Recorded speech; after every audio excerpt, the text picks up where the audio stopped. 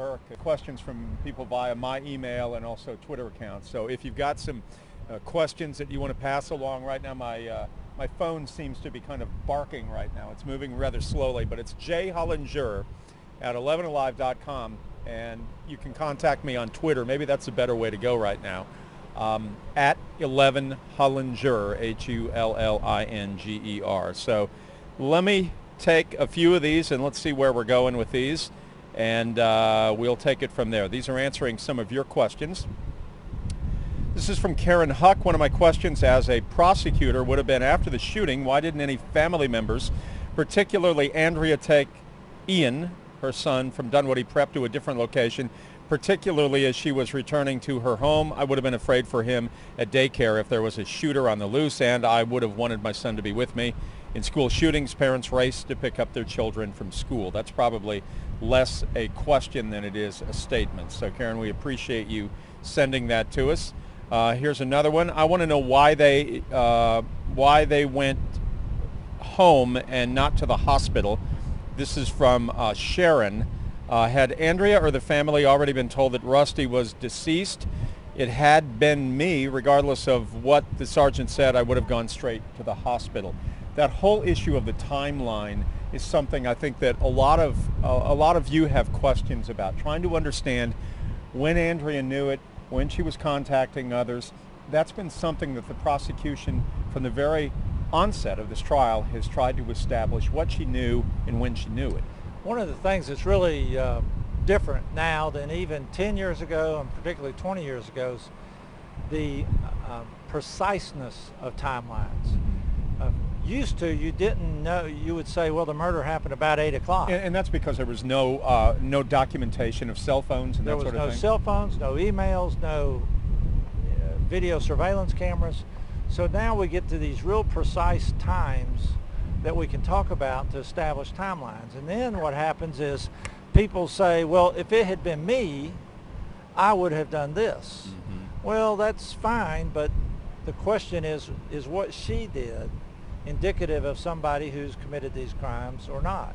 If everybody acts differently, that's the advantage of a 12-person jury versus a one-person jury, is you get the thoughts and the wisdom and the experiences of 12 people in a jury box.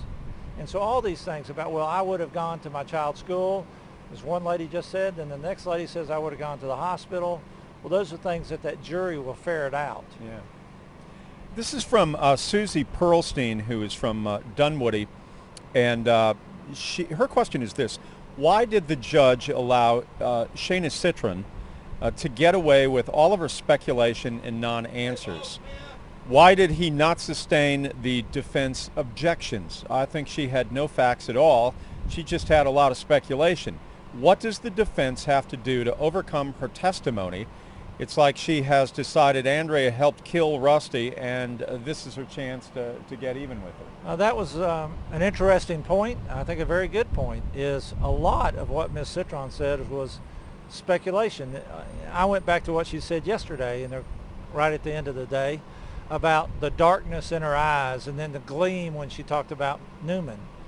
Wow, that's really speculative stuff. Now, I assume the defense is going to beat that up in closing, but that's a very speculative standard.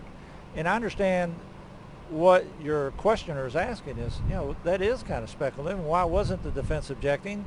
But it may be that they just figured it was going to come in one way or another, so let's go ahead and let it in, and then we'll beat up on it later. Again, you can't really stop everything that's objectionable from coming in. You try to. They've already had pretrial hearings on a lot of this. But once it's in, or it's even getting hinted at, you look like if you're obstructing the truth if you try to stop it. So I just figuring out what these defense attorneys doing, I think that they're just saying, we let it in and then we beat it up. Let's see. Off of Twitter from Roland Thunder, which is a great name to use as your handle, it says, hey Jeff, what is the burden of proof for perjury beyond reasonable doubt, preponderance of evidence, etc.? All these crimes, because they're crimes in the state of Georgia, require the burden of proof to be beyond a reasonable doubt. any crime charged in Georgia has to be proven beyond a reasonable doubt. What's your expectation for the remainder of the afternoon on this Friday? The speculation is that we will hear from, of course, Ms. Sneiderman's mom some more. There'll be cross-examination of her potentially, though you almost wonder if the defense is even going to bother. Yeah. She's been such a good witness for them, you might not want to mess it up. The same goes for... That's unexpected, right? Yeah, I think they got to get up and ask some questions. Just to say that they did, one of the things we attorneys have trouble doing is turning down a chance to talk. So it's that way in the television business too. And so there's that, and then the second part of it is, I assume then her father will be next. Now, I'm not really terribly interested in their questioning because I don't think it helps the state one way or the other. But what I'm more interested in is, are they going to excuse her parents so that they can then sit in the courtroom and watch the rest of the trial? Yeah. And so that's one of those little technical, curious things that I'm curious to see how that plays out. All right. Our time right now, according to my my phone here, is 1:29, so we're about a minute away from the judge coming in. Shelley Almgren has a pretty good question here, too, that she says, am I the only one who thinks Andrea's response to the call saying something had happened to Rusty was extreme? Why so hysterical? If she didn't know what happened, it could have been a fall, he could have been mugged, his car was stolen, yet she gets out and nearly faints and then never tried to call him. It makes no sense to me unless she knew. Well, that's certainly a chance that that's what's going on. All right, Shelley, thanks for your comment, your question, your opinion, and let's go back into the courtroom. Judge Gregory Adams for the remainder of this Friday afternoon. Shocked when I told her to tell the police. Ladies and gentlemen, make yourself comfortable. You may be seated in the seat. Come on in, ladies and gentlemen, make yourself comfortable. You may be seated in the seat. Come on in, ladies and gentlemen, make yourself comfortable. You may be seated in the seat, or you can sit in your own seat. I know we are creatures of habit. Sometimes we want to sit in our assigned seat, but technically there are no assigned seats. You can sit anywhere you want to, but you can sit in any seat you wish. Come on in, make yourself comfortable. Come on in, ladies and gentlemen, make yourself comfortable. Come on in, ladies and gentlemen, make yourself comfortable. You can be seated in the seat. Make yourself comfortable. All right, lawyers and parties, you may be seated. Let's go ahead and swear in Dr. Greenberg because we did have a lunch break.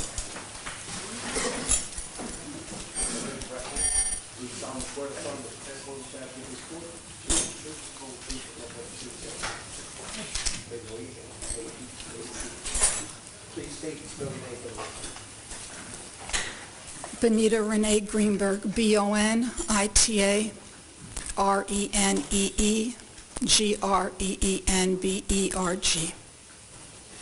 You may continue. Thank you, Your Honor.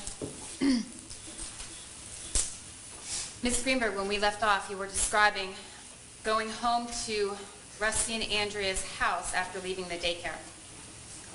While you were at the house, first let me ask you, how far is it from the Dunwoody daycare to where Andrea and Rusty were living at the time? Oh, less than 5 minutes. Do you recall the address of the home? No, sorry. That's all right. Does Manjet Court sound Yes, familiar? of course. During the car ride from the daycare to the house, what were you doing?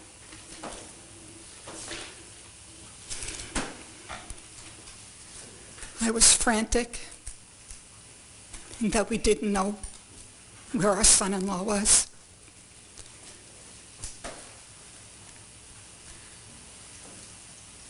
What was Andrea doing? Do you recall? She was sobbing. She wasn't sobbing. She was in my arms.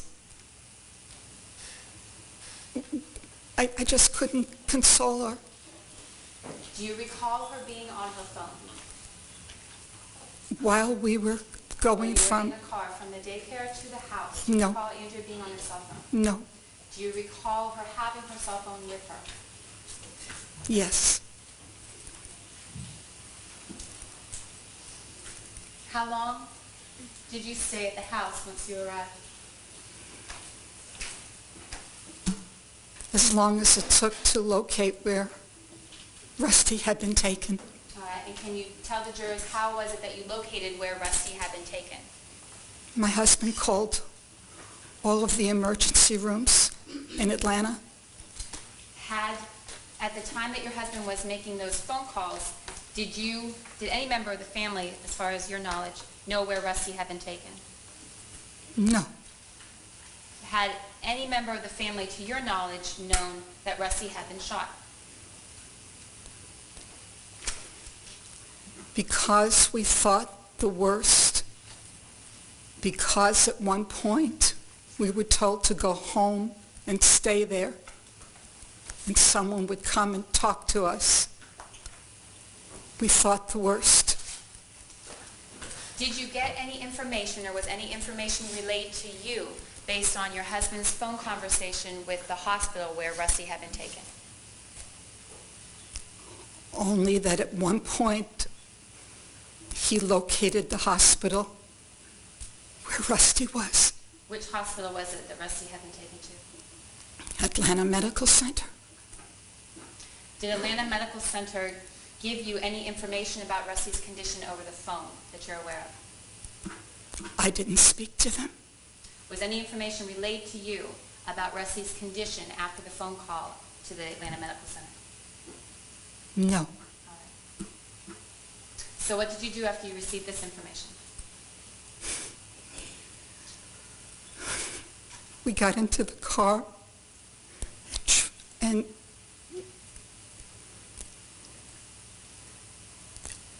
exited Mangiacourt onto Chambly Dunwoody Street.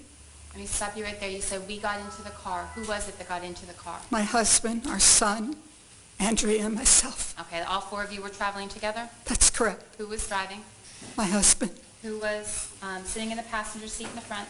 our son, You and Andrea were where? in the back. Okay. Before you got into the car and when you were on your way to the hospital, do you recall seeing Andrea with her cell phone? I believe she had her cell phone with her. Do you remember her being on her phone, either using it to make calls or texts or for any reason? Do you remember Andrea being on her phone or using her phone while you were at the house? No. Do you remember Andrea trying to get a hold of Henry Newman? While we were in the car. At any time prior to the time that you left Andrea's house? No.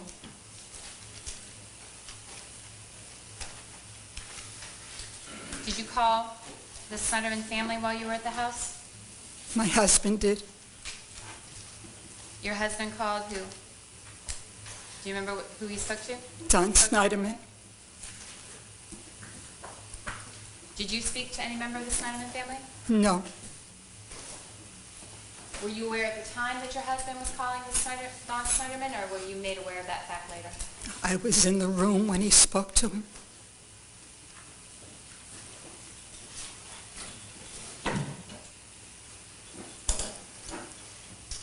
Once you left the house, you were describing being in the car. While you're in the car on the way to the hospital, how long did it take you to drive there?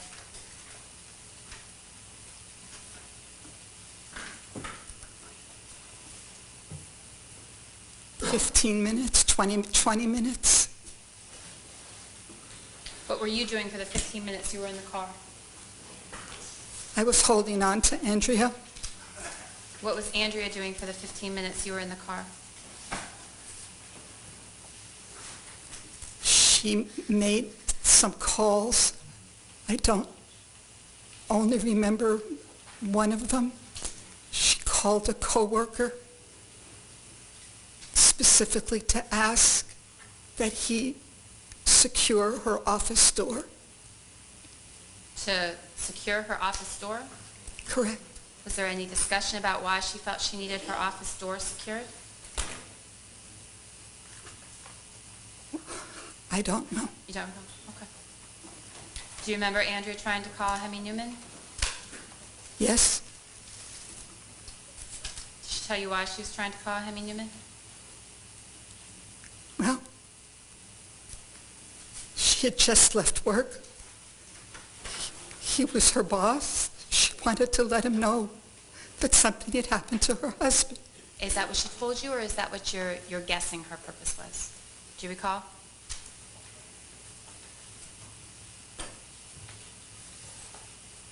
That's what she told me. That's what she told you? Okay. Do you remember how many times she tried to call Henry? 2 times, 3 times. When you arrived at the hospital, did someone finally tell you what had happened to Rusty? Eventually, Who was it? Who was the first person to tell you that Rusty had been shot? Dr. Waterman. Did you know his name was Dr. Waterman at the time? I don't remember. Okay. But either you knew then or you have since learned. Correct. Okay. And what did Dr. Waterman, let me ask you first, where were you when you learned this information?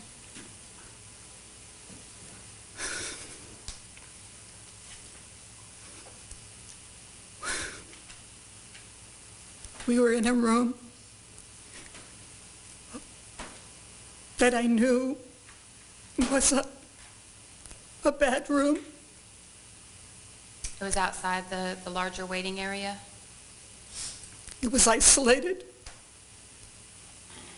Who was with you?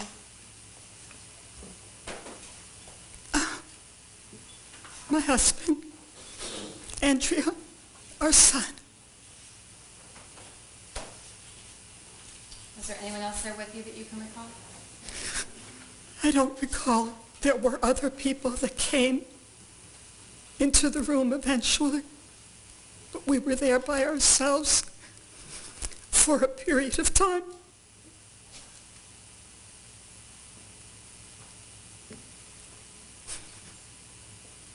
Do you need a moment? No, Can you approximate for me what time this was? Do you have any idea?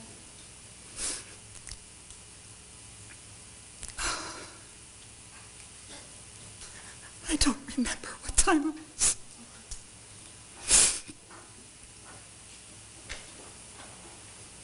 When Dr. Waterman told you that Rusty had been shot, did he give you any other information about Rusty's condition? That he was dead. He told you he was dead.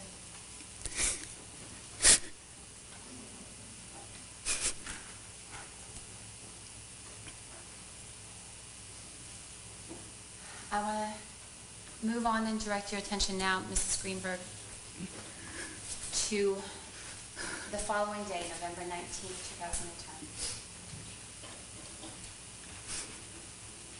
You've testified already that on November 19th, 2010, you were present for an interview that Andrea gave to the police department, the Dunwoody Police Department. Yes, And you've described for me who was there. I did. And you let me know that you were there for the entirety, you were with Andrea for the entirety of that interview? Is Yes, that your recollection? Okay. Your Honor, State's Exhibit number 61 has already been admitted into evidence without objection and published for the jury. I'd like to republish part of it with this witness and ask for some questions. You may. Thank you, Your Honor. Please play clip 13-3, please. Has there been anybody recently, when I say recently, recently last year, when I say recently, that has expressed an interest in you and in trying to break up the family? Yes. Who? My boss. Your boss? Yes. Okay. What's his name? Henny. Why do you have to tell me?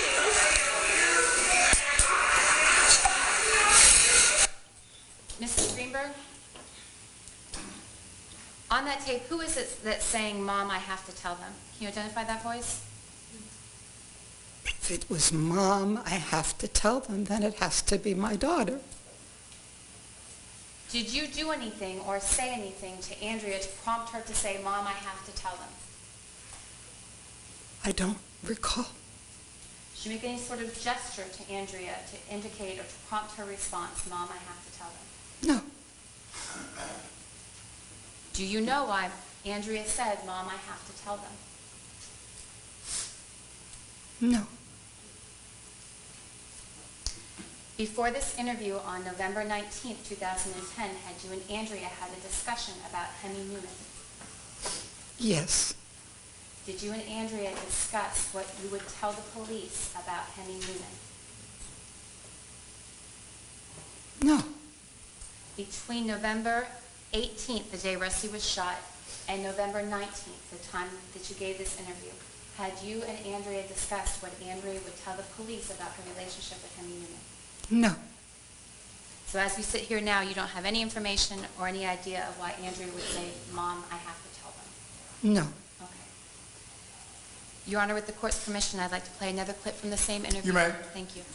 Okay. Clip 13.5, please. This is 13.5. Yes, Your Honor. All right, thank you. Thank you.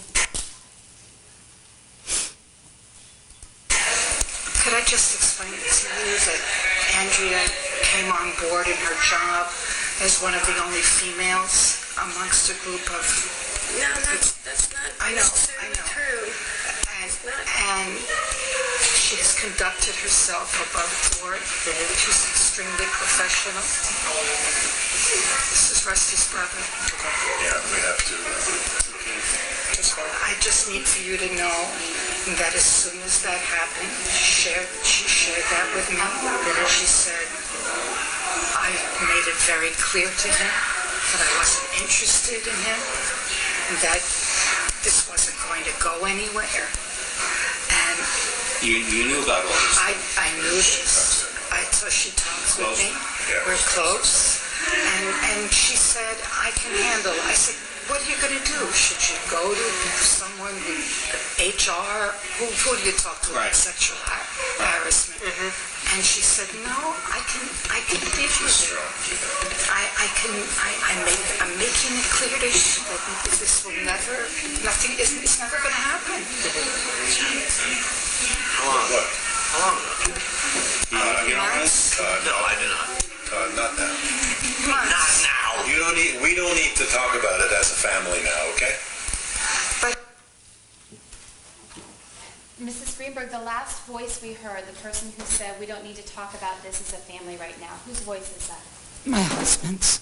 He was speaking to someone else. Who was he speaking to? Another male voice. Whose voice was that? Our son.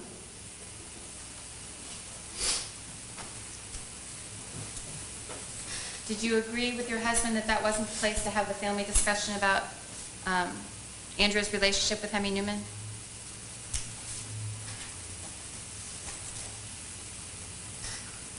I don't understand the question.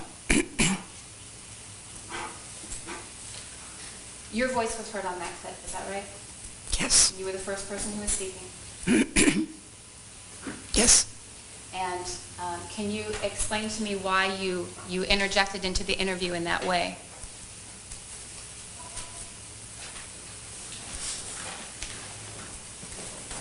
No, I can't. Did you think Andrea hadn't made it clear how she had rebuffed Mr. Newman's advances? Clear to whom? To the police. You were speaking to the police, weren't you?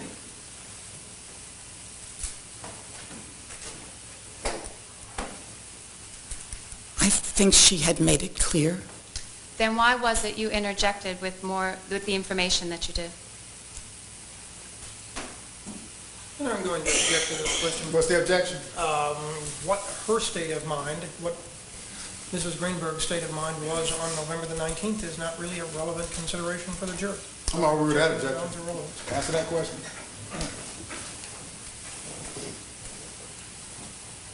Please repeat the question.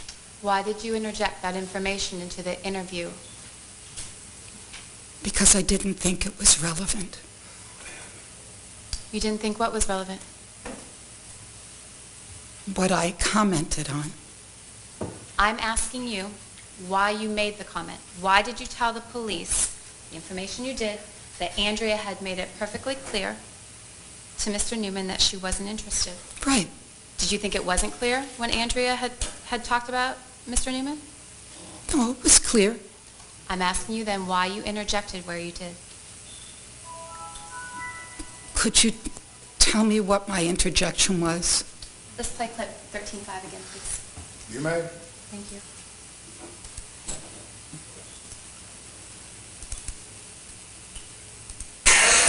could I just explain to you that Andrea came on board in her job as one of the only females amongst a group of... No, that's not necessarily true. And She has conducted herself above board. She's extremely professional. This is Rusty's brother. Yeah, we have to. I just need for you. That information, Mrs. Greenberg, why was it that you injected that information into the interview? Because Mrs. Greenberg, why was it that you injected that information into the interview? because Andrea has always conducted herself above board in her relationship with her coworkers, with her superiors. And that space, I mean, certainly you don't work at General Electric, is that right? I do not. Okay, and you'd never even been there during the time Andrea worked there, right? That is correct. So all of your information is just based on what Andrea's told you, is that right? My information is based on knowing my daughter. And trying to protect your daughter. I know my daughter. I know what her values are.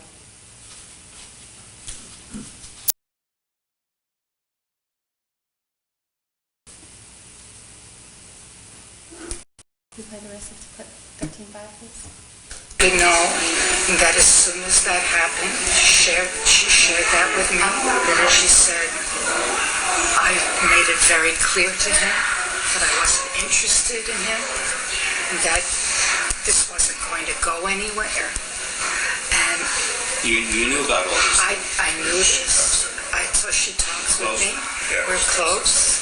And she said, I can handle. I said, what are you going to do? Should you go to someone with HR? Who do you talk to about sexual harassment? Mm-hmm. And she said, no, I can deal with it. I'm making it clear to you that this will never, it's never going to happen. How long? What? How long ago? You know this? No, I do not. Not now. Not now. We don't need to talk about it as a family now, okay? But it was something that she's such a professional that she said we understand. we're not here judging. I understand. Right. But But if you feel better, you can continue, but you don't have to. You don't have to justify. I'm just telling you. I'm just telling you. Bonnie, you're going on. I'm sorry. We're all around it. I'm sorry. Thank you, Mrs. Greenberg. I don't have any further questions, sir. All right. Mr. Clegg, is this your witness? Yes, Your Honor, sure is. All right, you may cross-examine if you wish. Dr. Greenberg, you have a PhD? I do. If you don't mind, if I just call you Mrs. Greenberg, is that okay? Absolutely.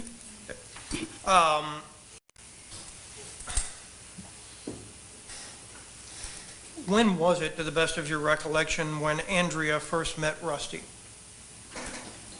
When she was in college, she was a freshman. He was a junior. Let me just ask you this. Was he 2 years older than Andrea, if you recall? Yes. Okay. Go ahead, ma'am. I'm sorry. They met at a religious organization, Hillel, at Indiana University. Did they begin dating, to the best of your recollection, while Andrea was a freshman? Yes. Okay. Did that relationship continue until Rusty graduated from college? There was a period of time where there was a slight separation. Do you recall, and if you don't, that's certainly, how long was that period of time when there was a separation? I don't recall the exact amount of time. Did they get back together before Rusty graduated from Indiana University? Oh, yes. And did they remain together during the period of time when Rusty had graduated and Andrea finished up at Indiana University? Yes. Okay. Where were you living at that time, ma'am? Ohio. Okay. And to your knowledge, where were the Sneidermans living at that time? Cleveland. Do you recall during the summers of Andrea's sophomore and junior year whether she resided with you or whether she ever spent any time in Cleveland? She She had some type of position over summer, and she was in Cleveland. Okay. Was that where Rusty would have been at the time? Yes. Okay. To your knowledge, were they still together as a couple during that period of time, ma'am? Yes. After Andrea graduated from college, what year would that have been, by the way, if you recall? 95.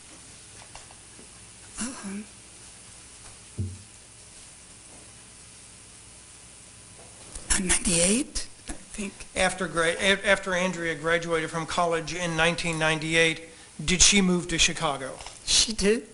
To your knowledge, did Rusty move to Chicago as well? He did. During that time, were they living together? They were. Did they at some point get married?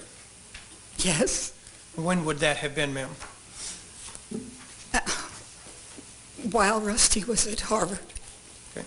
Would that have been on December 30th of 2000? Yes, sir. Was that in Florida? Yes. Okay. Was that, were you and your husband present at that marriage? Yes. Okay. And were Rusty's mom and dad present at that marriage? Yes. You obviously had contact with them during that period of time prior to their marriage. How much contact would you have had with them as a couple between the time when they met in Andrea's freshman year and the time when they actually got married in December of 2010? Numerous times. Can you, as best you can, tell us what that means, ma'am? We went to visit them in Chicago.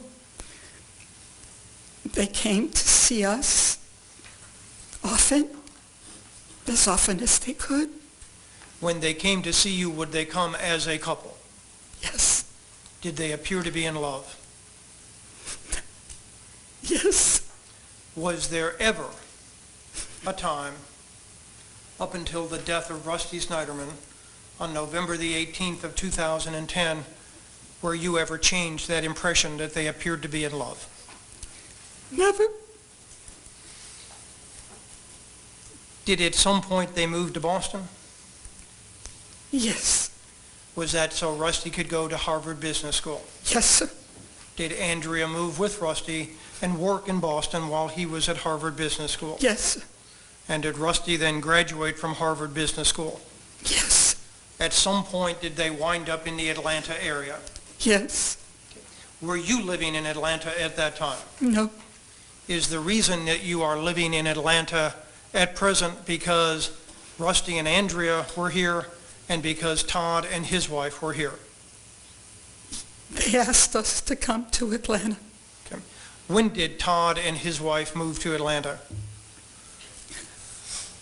I don't remember the date of that. But it was before Rusty and Andrea were here. Okay. At some point, did Rusty and Andrea have some kids? Yes. Okay. Are those two kids currently living with you? They are. Okay. And is Andrea currently living with you at this time? She is. Has she been living with you, with the exception of the time that she was in custody, since the death of her husband? We have never been apart since November 18th. Okay. And that would be of 2010. That's correct. Okay. How old are the kids now, ma'am? Sophia will be 8.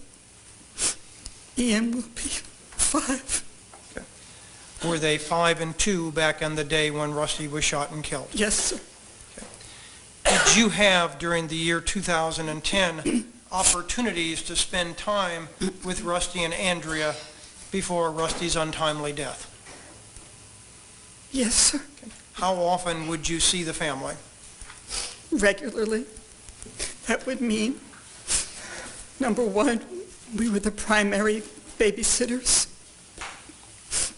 Okay. And would you have occasions where you would sit? Well, let me ask you this. How often would your husband and yourself babysit for Rusty and Andrea's kids? Once every 2 weeks, whenever they went out. Okay. And how frequently did they go out?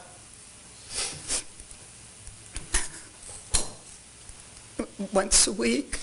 Okay.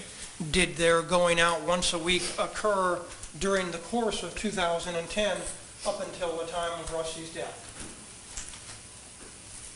Yes, When they would ask you to babysit, would they bring the kids to your house, or would you go over to their house and babysit at their house? we went to their home, Okay.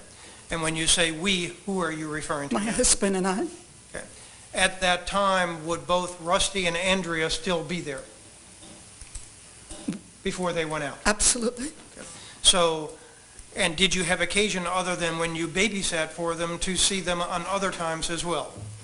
Yes, How often would you estimate that you would see them leaving out the number of times that you babysat for them during 2010, ma'am? we saw them on the weekends frequently. We would go out to dinner.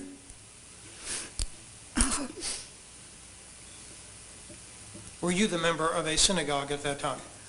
Yes, Were Andrea and Rusty members of the same synagogue as well? yes, Would you see them at religious services? yes, Were there times in the year 2010 when you would be invited to their lake house out near Lake Oconee? yes, Did you attend a birthday party for Sophia in the year 2010? yes, Did you attend a birthday party for Ian in 2010? of course. Did you notice tension between Andrea and Rusty during the course of that year? No, How often would you speak to your daughter during the course of 2010? on a daily basis. How often would you speak to her during the course of that time period? When you talk to her on a daily basis, how long would this be on the phone? Yes, How long would these phone calls last? 5 minutes, 10 minutes, depending on what we had to talk about. Would you catch up on what might have happened that day? Yes, Would Andrea tell you about what had happened at work? sometimes. Would she tell you about what sort of project she was working on at that time? Yes, Would she ever discuss her relationship with Rusty with you? yes, Were there concerns in the family about everybody having too much to do? yes, Okay. And did she discuss those concerns with you? yes, Did she ever tell you that she and Rusty were fighting on a regular basis? no, Did you ever, when you were in their presence, notice any change in their behavior from what it had been before during the year 2010? no, Did they argue with each other in your presence? they didn't argue. Were they ever unusually quiet with each other in your presence? No, At some point, did they get a nanny, as far as you know, in the year 2010? yes, And do you recall when that would have been? I don't recall exactly. No, I don't. Did you discuss with Andrea why it was that she felt she needed a nanny? Yes, What did she tell you in that regard, ma'am?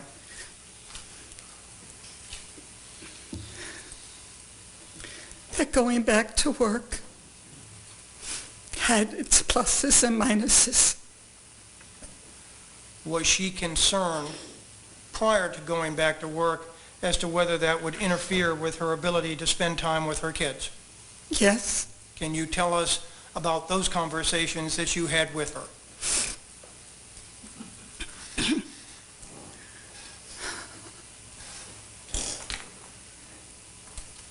I told her that she and Rusty were smart people. I'm sorry, what, ma'am? She and Rusty were smart people and they would work things out. Okay. How many kids did you have? 2. Okay. When your kids were little, were you working? I was. Okay. And was your husband working? He was. Okay. Now, going back to the summer of 2010, to your knowledge, were there times when Andrea had to travel? Yes, Okay. Would she ever, while she was out of town, communicate with you? yes, How often, while she was out of town, would it be that she would communicate with you? She was quite busy, so I think the communication was less than when she was home. Did she ever tell you that Rusty had told her at any point that she was not a good mother? That she was not a good mother? Did Andrea ever tell you that Rusty had told her, Andrea, that she was not a good mother? No. Were you ever aware at any time of there being a period of time, perhaps as long as a week, where she and Rusty were not speaking with one another? No. Did you have occasion to see her in person during the year of 2010 and talk about her relationship with Rusty? Yes. During those conversations, did you notice that her eyes were dark and cold? No. Did you have occasions to speak to her about her boss? Yes.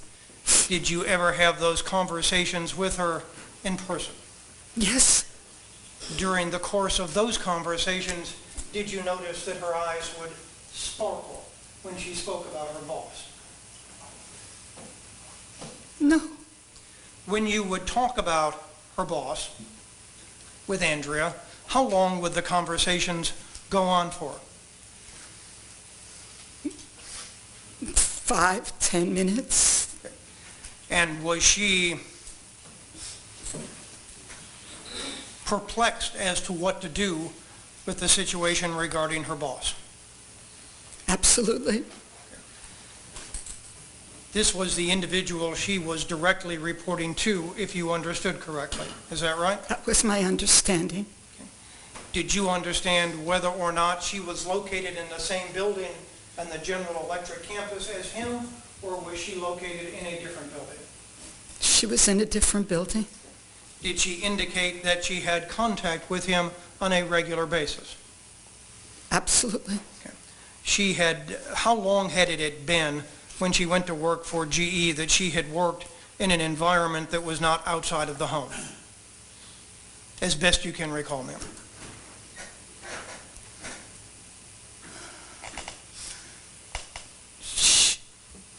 When she had children? Or was there a time when she was working for a company in an office? Yes. How long had it been from that time when she was working for a company in an office until she went to work for GE in March or April of 2010?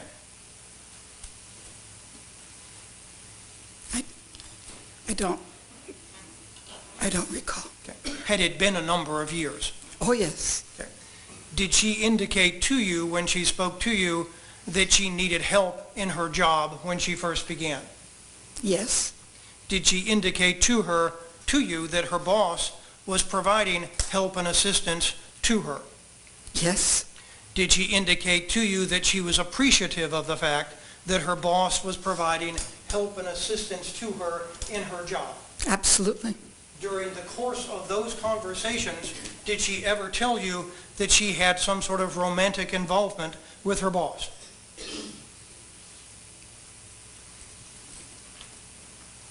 She told me at one point in a conversation that he said that she said he really liked her. Okay. And you have related the substance of that conversation on direct examination, have you not? Yes, sir. Your initial reaction was, that's great. Thinking, I suppose, that it's good that the person you work for likes you and thinks you're doing a good job, right? That's correct. And you communicated that fact or your belief to her, right? I did, but she corrected me. And she corrected you by basically saying, he likes me not so much as an employee, but as a woman, correct? That's correct. And did she appear to be concerned when she communicated that fact to you? Yes. Was she seeking your advice and your opinion at that time? Yes, And did you give her your advice? I did. Did you bring the subject up, or did she bring the subject up? She brought the subject up. Did Andrea, in the course of her communication with you between April 2010 and the date of Rusty's death on November the 18th of 2010, ever tell you that she was thinking about divorcing Rusty? No, sir. Had you ever heard her use the term divorce in the context of talking about Rusty? Never. Had you ever gotten any impression whatsoever that she would consider leaving her husband? Absolutely not. And again, you communicated with her virtually, with the exception of when she was out of town, every single day. Is that correct, ma'am? That's correct. To your knowledge, did you guys go on a cruise sometime in March or April? We did. Okay, and let me clarify. I said you guys. I guess you need to tell us who exactly it is went on this cruise.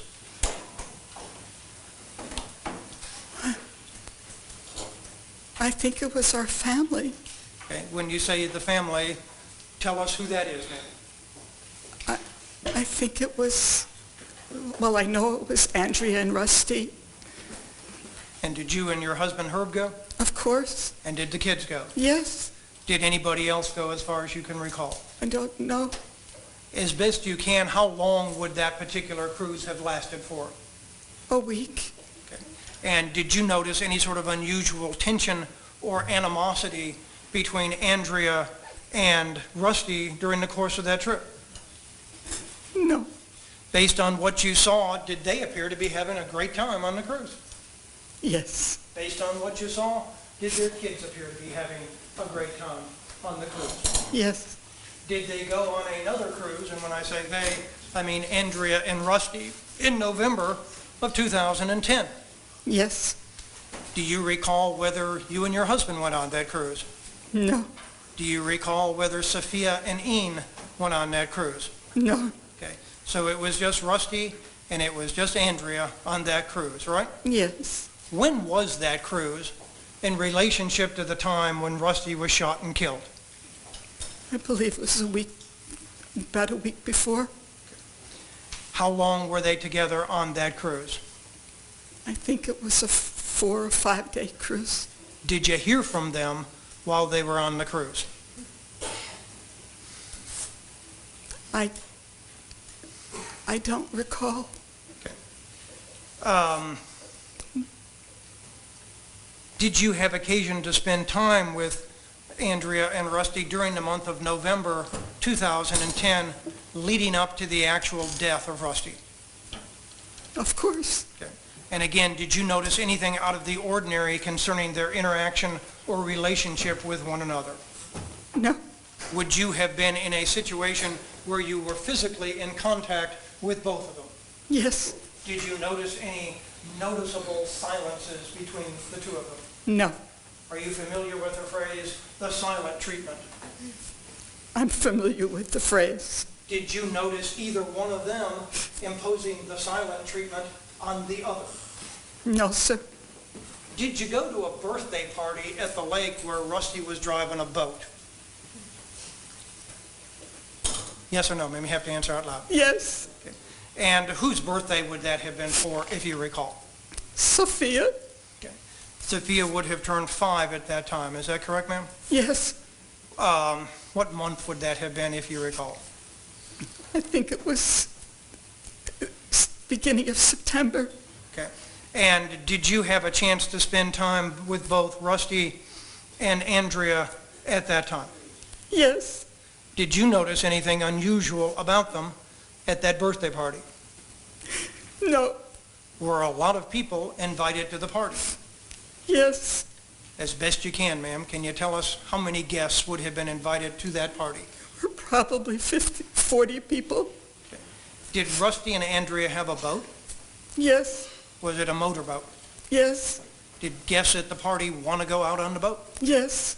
Was Rusty spending a lot of time taking folks for a cruise around the lake? Yes. Did you find that unusual? No. Any particular reason? Had you ever seen Rusty, or had you been at previous functions at the lake where your daughter and son-in-law had hosted other people? Yes. Okay. On those occasions, did Rusty and Andrea have a boat? Yes. On those occasions, did Rusty take people out for rides in the boats?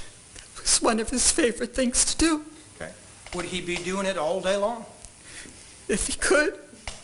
He loved the boat, right? He did. He loved taking people out on the boat, didn't he? He did. And there was nothing different about his behavior at Sophia's birthday party than any other birthday party or any other function where you folks were out at the lake house, right? Nothing. Now, did you and your husband ever buy a house out at Lake Oconee yourselves?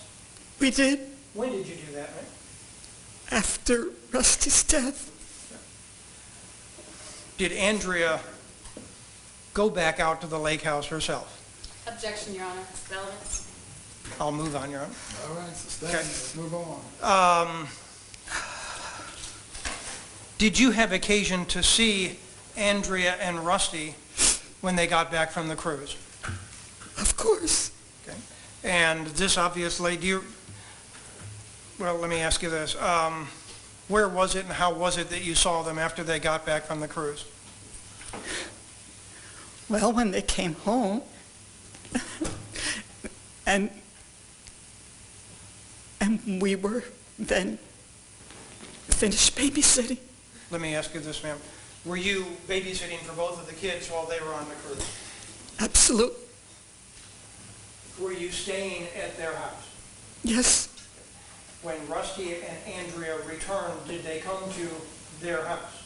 Yes. Did you see them in person at that time? Yes. Would that have been about 3 days before Rusty was killed? Yes. Tell us about how they appeared at that time, ma'am. Were they quarreling? No. Were they angry with one another? No. Were they giving each other the silent treatment? No. Did they appear to be happy? Yes. Did they tell you they had a good time? Did Andrea tell you she had a good time on the cruise? They had a wonderful time. Was there anything that caused you to believe when they got back from that cruise that they were anything other than very much in love? There was nothing to make me believe otherwise. November the 18th. You're in bed. Your husband, I take it, is not. Is that correct, ma'am? That's correct. Someone gets a phone call, right? My husband. Okay. And to your knowledge, was that Andrea? Yes. Okay. So Andrea and your husband spoke on the morning of the 18th in addition to Andrea and yourself. That's correct. Did either you or your husband on that morning before you got to Dunwoody Prep call up Todd, your other son, and ask him to come to Dunwoody Prep? I don't remember whether my husband called him or Andrea. And if you don't remember, that's perfectly fine. Okay. And if I understood correctly, upon receipt of this phone call, you immediately got out of bed, put something on, and started to drive expeditiously, I guess was the right word, to Dunwoody Prep. That's correct. Would it be fair to say that you guys were going as fast as you possibly could? That's correct. Okay. Did you, at some point during the course of that drive, or when is it during the course of that morning that you first spoke to your daughter, Andrea? As we were driving to Dunwoody Prep, I was on the phone with her the whole way. You described her as hysterical at that time. I did. While you were driving in the car to Dunwoody Prep, as best you can, ma'am, and if you can't, that's fine, tell us how long you would have spoke to your daughter. For the entire trip until we arrived at Dunwoody Prep, so it had to have been 12 to 15 minutes. During that time, did your daughter, the defendant in this case, ever tell you that Rusty had been shot? No, sir. Was she coherent during that period of time? She was coherent. Again, what exactly was she telling you? Something's happened to Rusty. No one will tell me what. Something's happened to Rusty. I can't get there fast enough. Okay. Do you recall her tone of voice? She was, her tone of voice, frightened. Would it be fair to say that it was not conversational? Absolutely not conversational. And you kept telling her to stay strong and hang in there, right? I was concerned that she would have an accident driving. You told her that you and your husband, her dad, were on the way, right? I said, we're with you all the way. We're going to get there. We're with you. Stay with us. Stay with me. Was your tone of voice then similar to your tone of voice now? I tried to be very, very calm so that I wouldn't get her more upset than she was. When you got to Dunwoody Prep, did you see Rusty's car? Yes. Did you see crime scene tape around that car? Yes. At some point, did you get out of the car you were in and approach the crime scene tape? Yes. Did anyone else get out of the car who was with you, i.e. your husband, and approach the crime scene tape? My husband. At some point, did your other son, Todd, arrive at the location? Yes. Did he join you at the crime scene tape? He did. How far would you have been from Rusty's car at that time? I'm very bad at measurements. Can you, in terms of this courtroom, can you demonstrate the distance for us? Probably from here to the doors. Okay. And when you say the door's in the back of the courtroom? Yes, sir. Maybe 40 feet, correct? I think so. Was there anything obstructing your view of Rusty's car? No. Did you see any obvious damage to Rusty's car? No. Based on the observations you made of the car, did you have any reason to believe he had been in an automobile accident? No. Was his car in a parking spot? Yes. Did you see anything on the ground? I recall my husband saying there was... Objection, Your Honor, hearsay. No, it's a staying head objection. All right, that is fine. Okay. How long did you remain at the crime scene tape?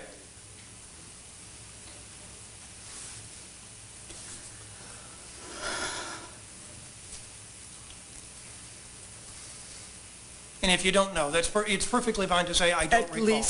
At least 5 minutes, 7 minutes. During that time, were you attempting to locate your daughter? I was attempting to find out what had happened to our son-in-law, and I wanted to know where our daughter was. Okay. Was anyone telling you where your son-in-law was? No. Was anyone telling you where your daughter was? No. Did you have your phone with you at that time? Yes. Okay. Were you trying to reach Andrea on the phone? She had arrived just a few minutes before we did. And I was still talking with her as she pulled into the parking lot. I knew that the car had stopped. I continued talking, but she wasn't there anymore. All I could hear was screaming. Did you see Andrea's car? I did not see her car. At some point, you are in, I guess, your car, correct?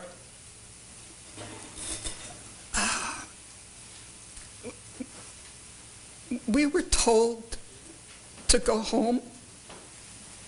And this was by a representative of the Dunwoody Police Department, right? That is correct. Okay. But at some point, you see Andrea, correct? Yes. And you are in your car when you see Andrea, correct? Since no one was telling us where she was, I was determined to find her. Nothing wrong with that, ma'am. Please focus on the question. Well, I'm gonna let you ask questions, All right, okay. but as far as the commentary, I just focus on the question. Were you in your car when you located Andrea? Yes, Okay. And you said she was in the back of the building near a dumpster. Is that correct? correct. And you got out of the car to go over to her and comfort her, did you not? I did. And describe her emotional and physical state at the time when you did so. She was in the arms of a teacher at Dunwoody Prep. I don't think she was standing very well. She was crying. I took her in my arms.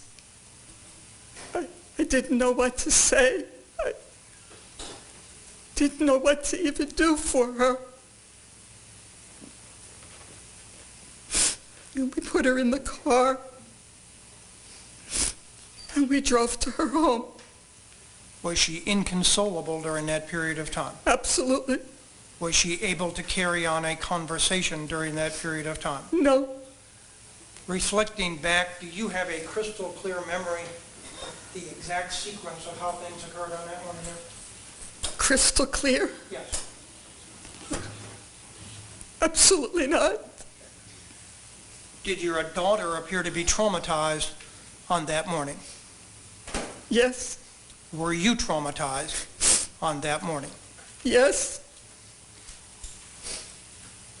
You guys, and I say you guys, it's you, your husband, your son, and Andrea go to Andrea's house, right?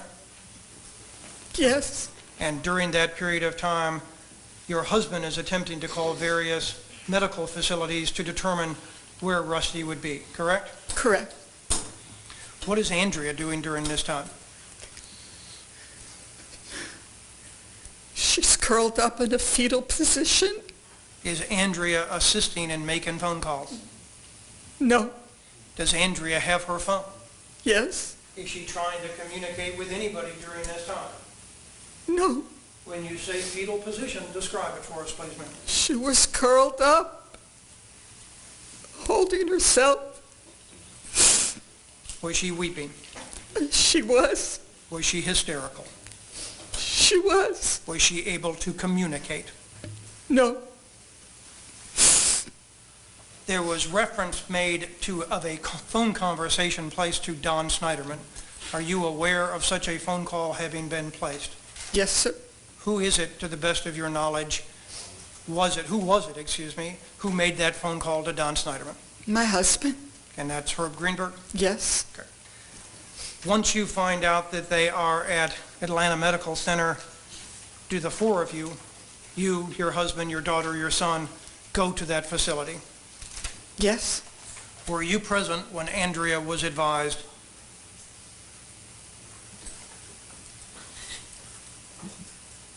that her husband was dead? Yes. What was her response?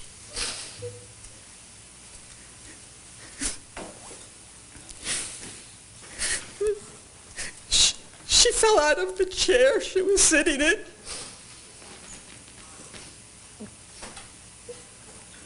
Did someone pick her up off the ground? Our son. What was your reaction? Disbelief. Horror. Were any of Andrea's friends there at the time? Not at that moment, I don't believe. Shortly thereafter, did some of her friends show up? Yes. How many of them, if you recall, ma'am? And if you don't, again, that's fine. I think there were 2. Okay. Did they attempt to comfort and console her? Yes. Okay. Was she communicative during this period of time? No. When she was told, was there a discussion about whether an autopsy could be conducted on Rusty? If you recall. I believe so. Okay. And when you say you believe so, are you sure? And if you're not sure, that's fine. Okay. There was a discussion. And did that conversation involve Andrea?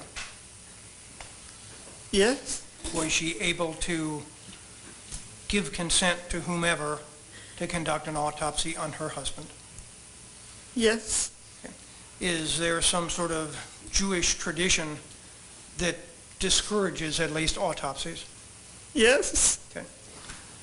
Was there any discussion between yourself, your husband, your brother, or your son, excuse me, and Andrea about that fact?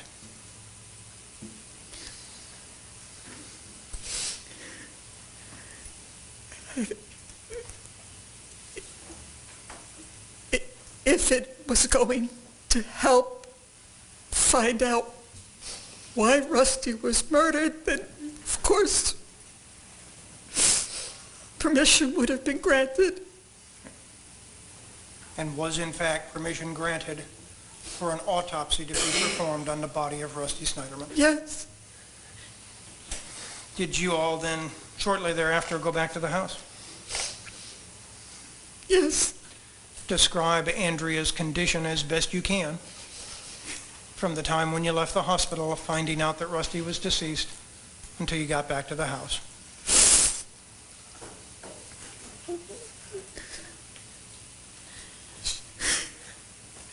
She was inconsolable in the car, but her major concern was what we were going to tell the children.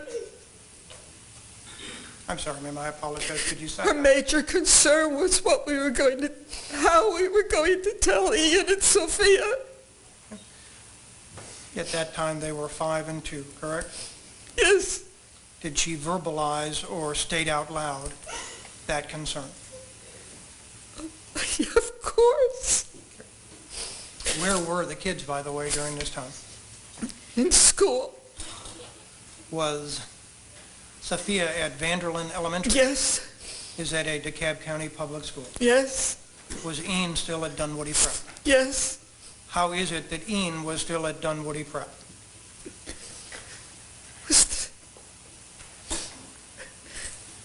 That's where he was, but we didn't know what else, why, that's where he was. We thought I don't... Did anyone want to take him to the hospital? To the hospital? Yeah, to Atlanta Medical Center. Take Ian? Yeah. No. Okay. Did anyone want to tell him at that time that something had happened to his dad? No. Later on the 18th, did you have occasion to come into contact with Sergeant Cordellino and Detective Thompson? Yes, sir.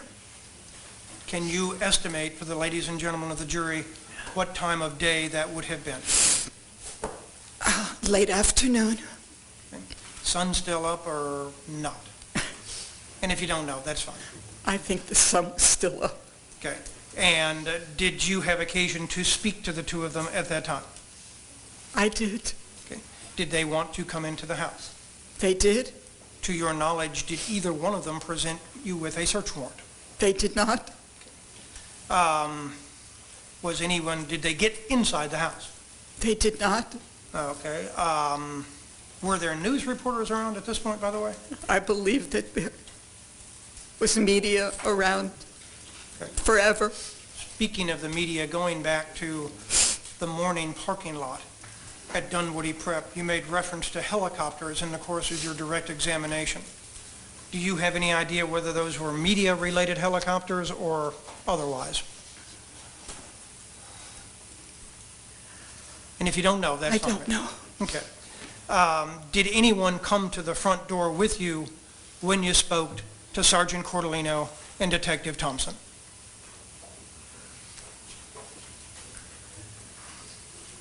Our son saw two people approach the house with badges, and he came into the house, and I was at the door with my husband. Was Andrea at the door with you and your husband when you had a conversation with Cordellino and with Thompson? No, sir. Is there any doubt in your mind about that fact? Absolutely not. Did anyone demand entrance into the house? No. How long was this conversation with these two gentlemen? Less than 5 minutes. Okay. Did you ask them to leave? I did. Why? We were all in shock.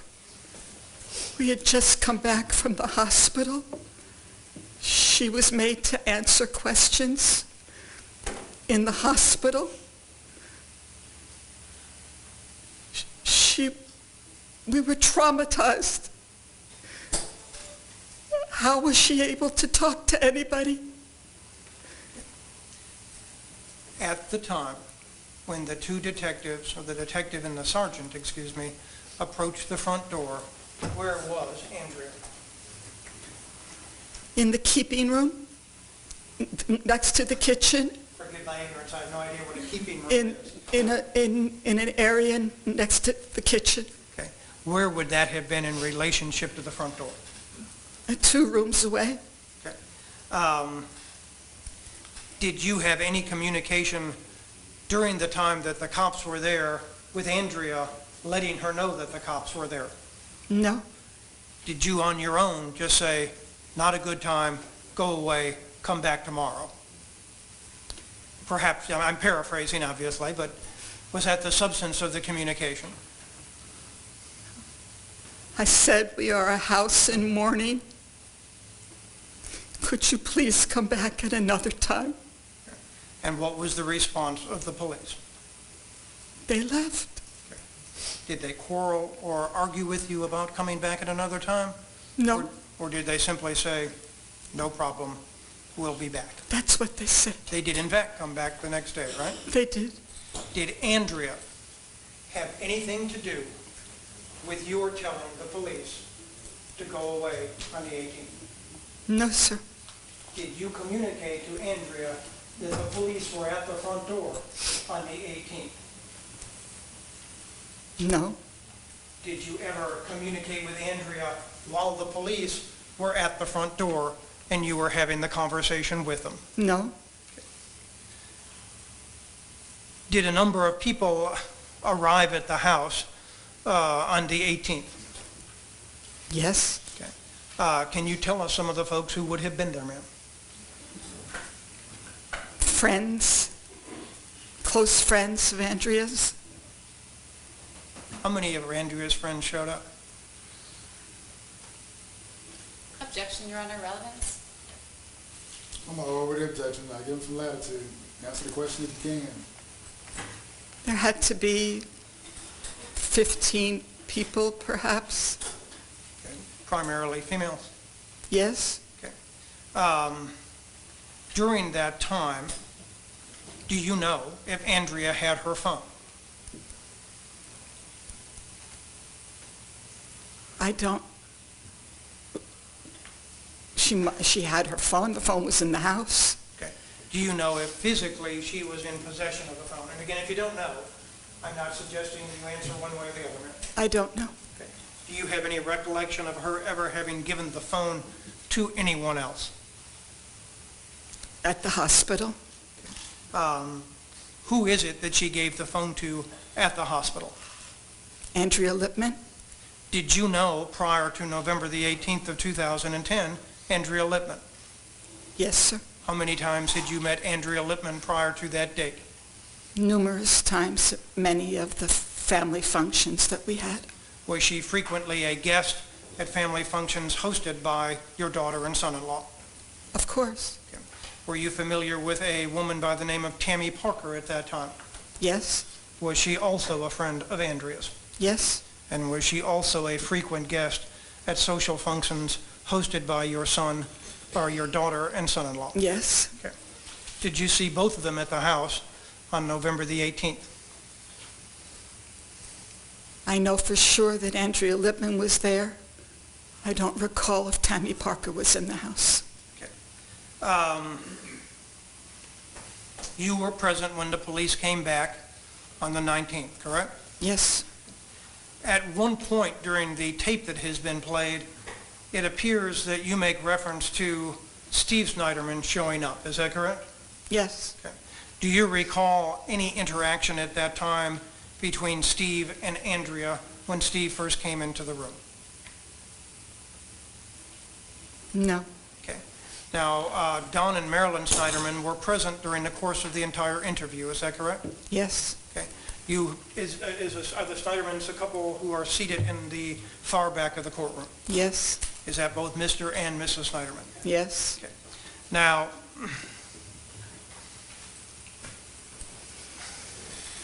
did you go to the funeral? Yes. Tell us about that. Well, let me just, I'll narrow it down. Did you have occasion to observe Andrea's demeanor and her emotional state during the time when the funeral occurred? Yes.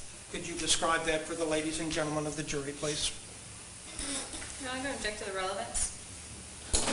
Your Honor, I don't see how it could be more relevant in light of the allegations that the state of Georgia is making.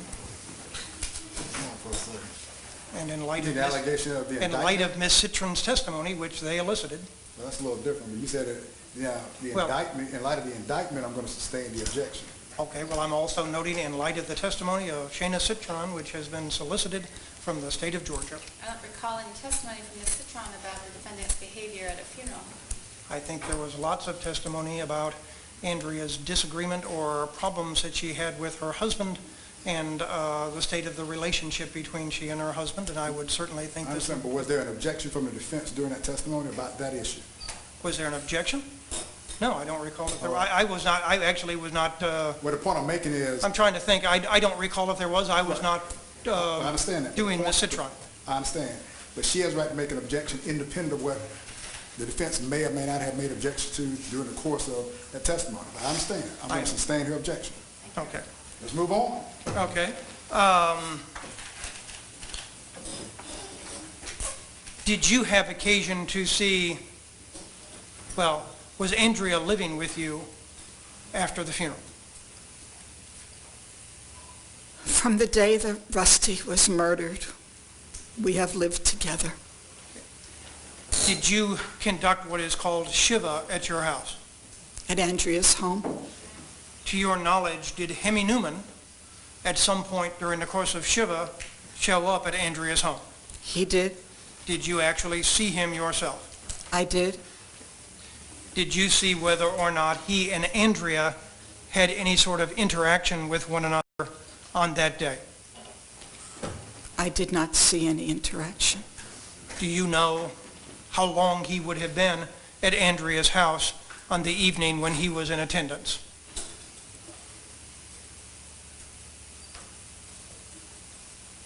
When people come to a home for Shiva, there's a service that is conducted, and that service probably lasted 15 minutes. He probably came 10 minutes before the service began. Were there other, to your knowledge, General Electric employees who were with him? Yes. Had you seen at that time a sketch that had been prepared in the course of the investigation? Yes. To your knowledge, was that sketch disseminated at the funeral? I believe so. To your knowledge, were there employees of the General Electric Corporation at that funeral? Yes. Other than that, did you have any physical contact? Had you ever seen Hemi Newman before that day? No. And after that, have you ever, other than perhaps his trial, ever been in his physical presence? No. Was Andrea concerned about her own safety during this period of time? Yes. Did she make any attempts to beef up household security? Yes. When is it that she would have done that, ma'am?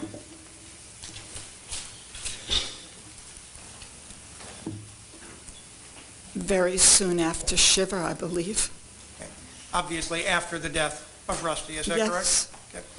Now, when you say you are living with Andrea, are you living at her house? Is she living at your house? Or where is everybody residing? Initially, we were living at her home. Okay. How long did you remain living at her home? Until Sophia finished kindergarten, which would have been when, ma'am? sometime in May. Of 2011? Yes, To your knowledge, did Andrea go to the Dunwoody Police Department on November the 24th? yes, Did you go with her? I believe I did. Were you interviewed by the Dunwoody Police Department? I was. And to your knowledge, was that interview recorded? It was. Now, let's jump ahead a little bit to the trip to Florida. When was the trip to Florida?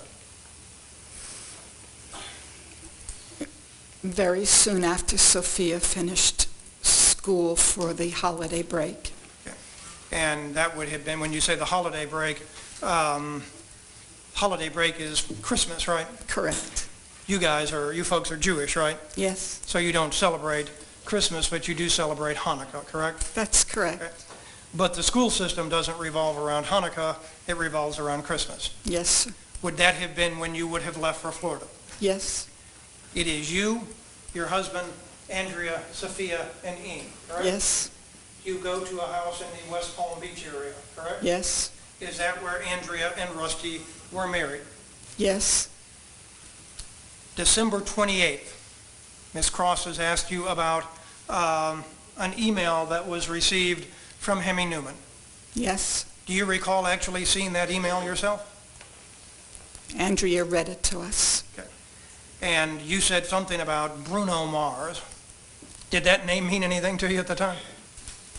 Okay. Was it in conjunction with a song? I don't know. Okay. Do you know if he's even a singer? No, Okay. On the 30th, do you and Andrea go anywhere? Objection, relevance. I'm going to stay that objection. You want to narrow that one down a little bit? Did her and Andrea go anywhere on the 30th? Okay. Did you and Andrea go to the synagogue where she got married? Objection, relevance. Mr. Clegg, why is that relevant? It shows the nature of the relations between the parties, Your Honor, the state of Between Georgia. the mother and the daughter? No, between herself and her husband. May we approach her? Yeah, come on up, Lori. Okay. Come on up.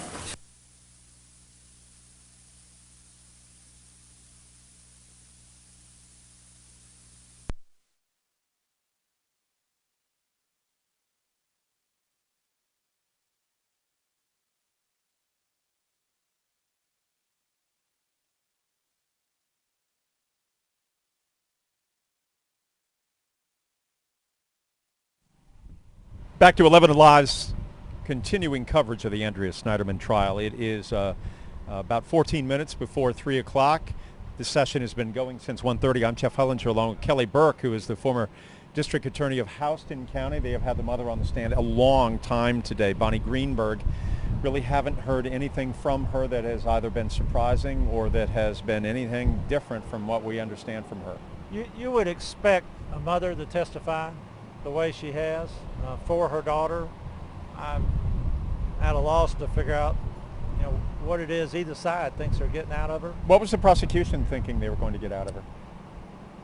I honestly don't know. I mean, I watched it carefully, and then I watched the defense, and it's nothing you wouldn't have assumed was going to happen out of Mama. This is a mother, obviously, who is going to protect her family, and we have seen her loyalty to her daughter, and that does not surprise anyone who follows the dynamic of family or who has followed this trial. Moms and fathers are very protective of their children. This part's not surprising that would be their modus operandi. They'd come in and want to protect their daughter. Why they're on the state witness list, it may be something that, again, the state has up their sleeve that they're going to use in closing that right now doesn't make sense. Certainly had that over the years where I would do something, and I know that the jury and the gallery would be sitting there going, what in the world Burke's doing? But it made sense to me because during my closing I was going to reference it. So maybe that's what's going on here, but so far I just have not seen anything since lunch that changed anything about this trial. Back to defense attorney Tom Clegg, and Anita Bonnie Greenberg, the mother of Andrea Over the Sneiderman. holiday, New Year's. Okay. And without being facetious, I guess New Year's usually comes on January 1st, correct? Yes. Okay. Would you have actually spent New Year's Day in Florida, or did you come back to the Atlanta area on New Year's Day or before or after, if you recall? I don't recall exactly when we returned. And Rosh Hashanah, is that a Jewish holiday? Yes, sir. Do you recall in the year 2010 whether Andrea and Rusty and the kids would have been in your home on that day? Or vice versa, whether you would have been in their home? Of course. Okay. And when is Rosh Hashanah typically? September. Okay. So you would have had a chance to see the two of them interact at that time, correct? Yes, sir. Okay. To your knowledge, did Andrea, in fact, go to the police on January 4th of 2011? She did. Okay. Did she do so on her own or at the invitation of the police, if you know? On her own. Okay. One moment, please. You may take as much time as you need.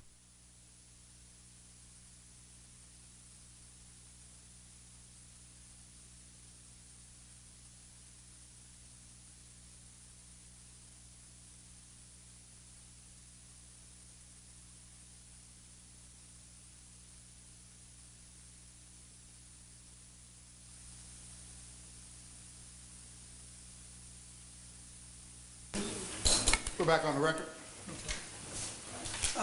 Do you know, Mrs. Greenberg, if there was much communication between Andrea and the Dunwoody police from November 24th of 2010 until January the 4th of 2011? Communication was limited. Were the police contacting Andrea during that time? No. To your knowledge, were they giving her updates on the progress of the investigation? No. Okay. Was there well, never mind. I'm going to ask you this one last question. Were you familiar with Andrea's wardrobe? Of course, we shopped together all the time. Okay. You know what kind of clothes she wore, right? Objection, Your Honor, relevance? It will be relevant, Your Honor. I'm going to give you that latitude. You're going to link it up. Go ahead. Did Andrea have a jean jacket? No. Ever seen such a garment in her possession? No. Ever see her wear such a thing? No, sir. Nothing for me. All right, any redirect? Limited? No, ask as many questions. Nobody's limited. Ask whatever you want to ask. Thank you, Your Honor. Did the defendant wear glasses? Andrea wore glasses in November, October, September 2010. Is that right? She did. And your daughter's a trained dancer, is that right? Yes. Have you used the phrase, or have you heard her use the phrase trained dancer before? Yes. Mr. Clegg asked you about an interview that Andrea did or a conversation she had with the police on January 4th, 2011. Is that right? Yes. Okay. And Mr. Clegg asked you if she voluntarily went to the police department or if she was called. Do you recall that? I believe she went on her own. I want to ask you about January 5th, 2011. Are you aware of Andrea going to the police department on January 5th, 2011? I don't recall. You don't recall going with her? I don't recall. Is it possible that you accompanied Andrea to an interview at the Dunwoody Police Department on January 5th, 2011? Your Honor, I'm going to object to this question. It is outside the scope of any cross-examination. All right, I'm going to overrule that objection. I'm going to give both sides some latitude. Ask whatever you want. Thank you, Your Honor. At this point. Is it possible, ma'am? Certainly possible. Thank you. I have no further questions. Any recross? No, sir. None whatsoever. Lawyers, may Dr. Greenberg be released and excused from her subpoena, or do you want her to remain under subpoena? She's free to be released from the state. Any objection? None whatsoever. All right. Dr. Greenberg, you may come down. You're free to go. Ladies and gentlemen, it seems like you're sitting there saying that you wanted a break. Do you want a break, or are you ready to keep going? Okay. Call the next witness.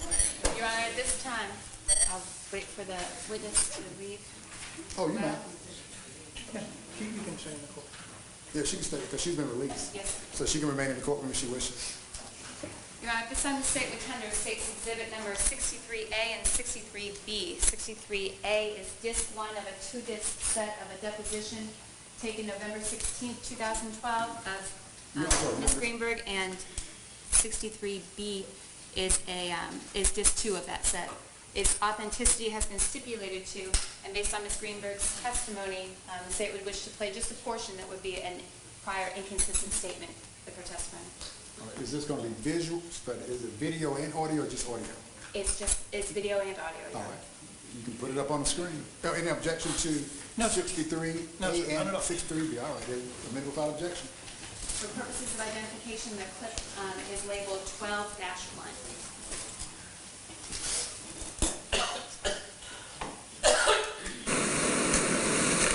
Did there come a time where Andrea told you while you were in Florida that she had received an email from Henny Newman? Yes.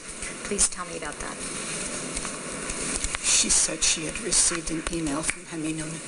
Did she say what the content of that email was? No, Did she say if there was an attachment to that email? I don't recall. And what else did she say about having received the email from Henny Newman? I don't recall. Did she have any impression of why that email was sent? Or did she express anything to you about why that email was sent by Henny? I don't recall. Did she say how she felt about getting that email from Henny? I don't recall. Thank you.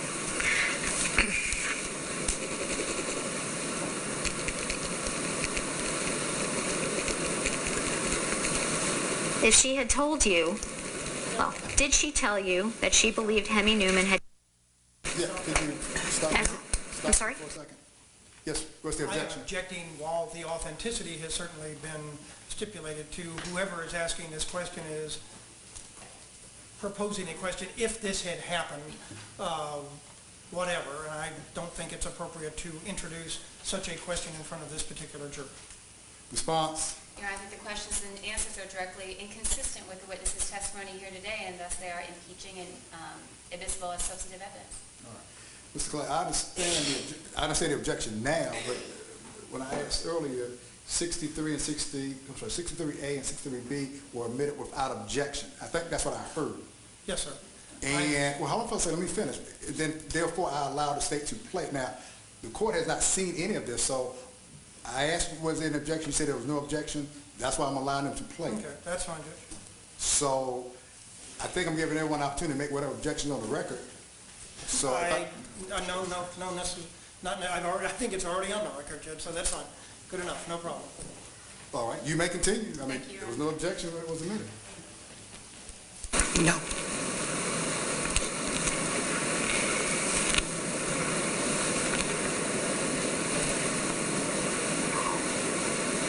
Did she indicate that she was in fear of Henny after receiving that email? I don't recall. Thank you. Was that 63A? Or that clip? 63, yes, that came from 63A. Were you also going to play something on 63B, or was that? No, sir. All right. Not this time. All right, ladies and gentlemen, this is going to be your first afternoon break, and I will, with the assistance of Deputy Garrett, give you some, more notepads, because I know you're waving to me, let me know you need more. So, Deputy Garrett, we're going to give them a 10-minute break, but in the interim, Deputy Garrett is going to restock the notepads so that you can have them when you come back out. So, if you need a notepad, if you don't mind, let him know, and we got plenty. We got as many as you want, but I want to give them to you at this break, if that is okay with you, okay? All right, this is going to be 10 minutes, Deputy Garrett. All right.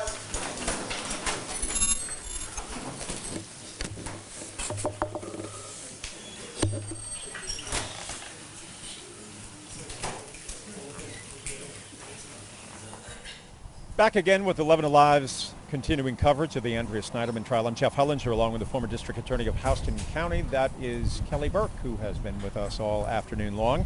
So,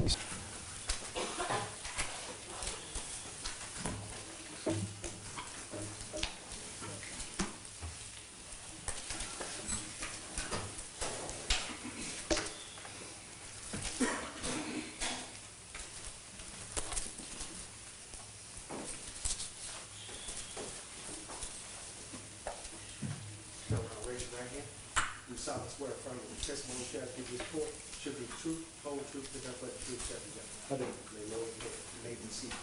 Please state and spell your name for the record. David Sides, S-I-D-E-S.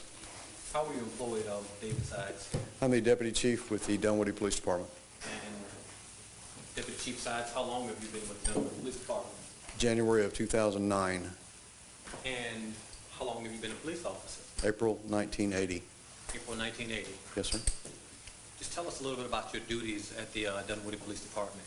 My primary responsibilities are supervising other supervisors, managing and allocating resources to make sure those supervisors have the tools they need to complete their task.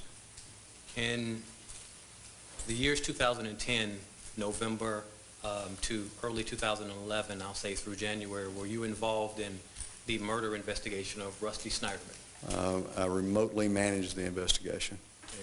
Explain to us what you mean when you say you remotely managed the investigation. There's a case agent, there's a direct supervisor. That supervisor has reports to a lieutenant, and the lieutenant reports to me. So did you have any direct involvement? Some. Some. Can you tell us what that direct involvement was? I went to the Sneiderman's lake home as part of an investigation to determine if there was any possibility that the lake home was in any way associated with Russell Sneiderman's murder.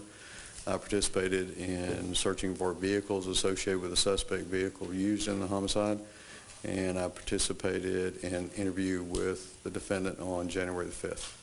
Did you have a conversation with the defendant on January the 4th? I did. Okay, around what time was that? It was around 1 o'clock in the afternoon. And where was that located? In the chief's conference room of the Dunwoody Police Department. And who was in that conversation with you? Chief Grogan was present. And who is Chief Grogan? He's the chief of police of the Dunwoody Police Department. He's your immediate supervisor? Yes, sir, he is. All right, and who else was in that conversation? Ms. Sneiderman was there. I believe Rabbi Hershey was there. Was there anyone else with Ms. Sneiderman? I don't recall. All right. Is the Dunwoody Police Department in DeKalb County? Yes, sir. Do you see the defendant here today? Yes, sir. Okay, if you could please identify her, just what's she wearing? She's wearing a red and white stripe shirt or blouse. Was this a scheduled interview? The January 4th was a meeting in regards to a vigil. It wasn't an interview. Okay, it was a meeting, it wasn't an interview. Who asked to have this meeting? It was my understanding that Chief Grogan had been contacted, and Ms. Sneiderman, or a representative of Ms. Sneiderman, had requested to have the meeting. And it was about what? About a vigil which was going to be held in the next few days for Rusty Sneiderman. Is there a well, let me back up. Did you all record this conversation? No, sir. Is there a reason that you didn't record the conversation? It was a meeting. It wasn't a formal interview or a direct investigative matter. Where do you do formal interviews? In the interview room. In the interview room? Yes, sir. Where do you do meetings? Chief's conference room. And when you do interviews, do people have religious counselors or rabbis with them? No, sir. Are they typically by themselves? Yes, sir. Is that something that is having a religious counselor or a rabbi, is that something abnormal for a meeting? No, sir. Okay.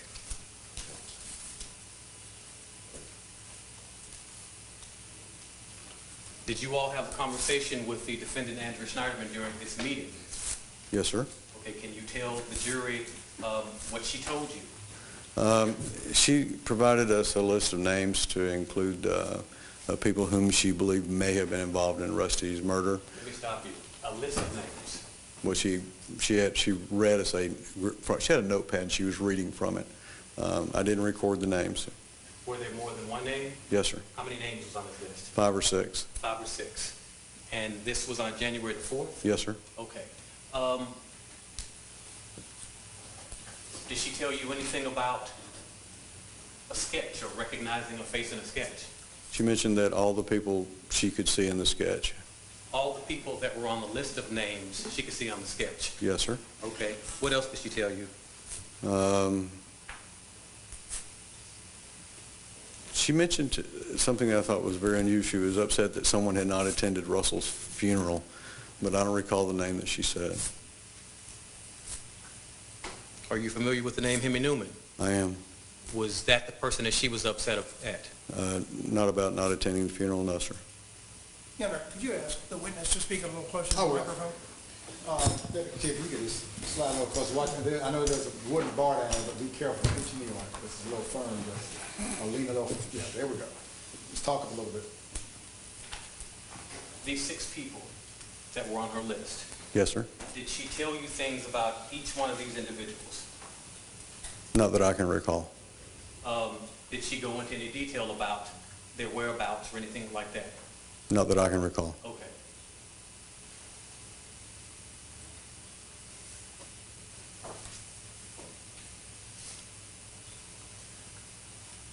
Did she talk specifically about Hemi Newman? No, sir. What, if anything, did she tell you about an iTunes message that she had received a few days earlier? Nothing. What, if anything, did she tell you about being in fear of Hemi Newman a few days earlier? Nothing.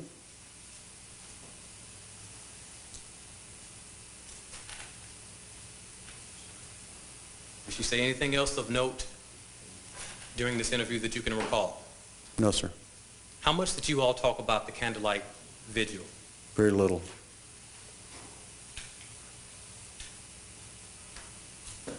Did you have occasion to speak with Andrea Sneiderman, the defendant, again during the course of your involvement in this case? On January the 5th, the next day, we conducted an interview. Now, was this a meeting in the chief's conference room, or was it an interview? It was an interview in the interview room. At this point, had Hemi Newman been arrested for the murder of her husband, Rusty Sneiderman? Yes, sir. Did she know that Hemi Newman had been arrested for the murder of her husband, Rusty Sneiderman? Yes, sir. Who was in this interview with you? Lieutenant Barnes. Was there anyone else in the room with Andrea Sneiderman other than you and Lieutenant Barnes? No, sir. Was this interview videotaped? Yes, sir. Was it audio recorded? Yes, sir. Do you remember around what time on January the 5th the interview took place? Around 1:30 in the afternoon. Is that approximately 24 hours after the conversation on the 4th? Yes, sir.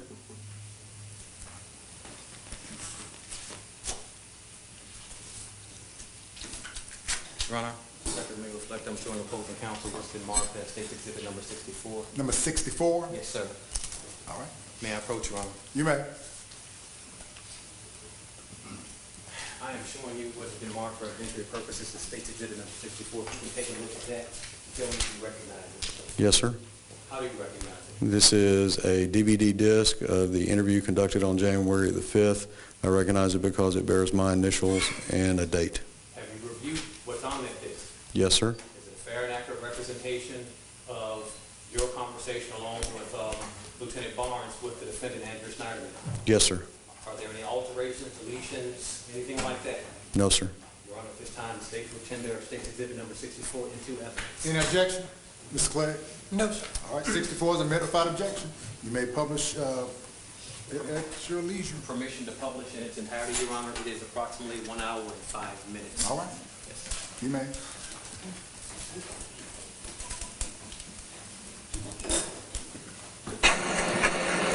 Have a seat, make yourself comfortable.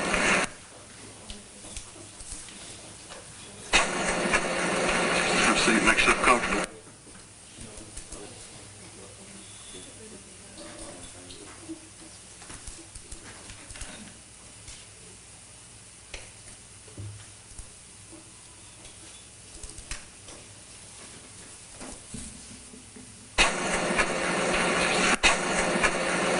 Have a seat, make yourself comfortable.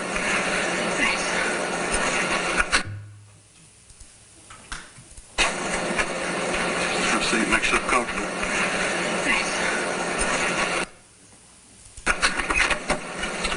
I talked to Rabbi, and I told him what I'm about to tell you. You and I have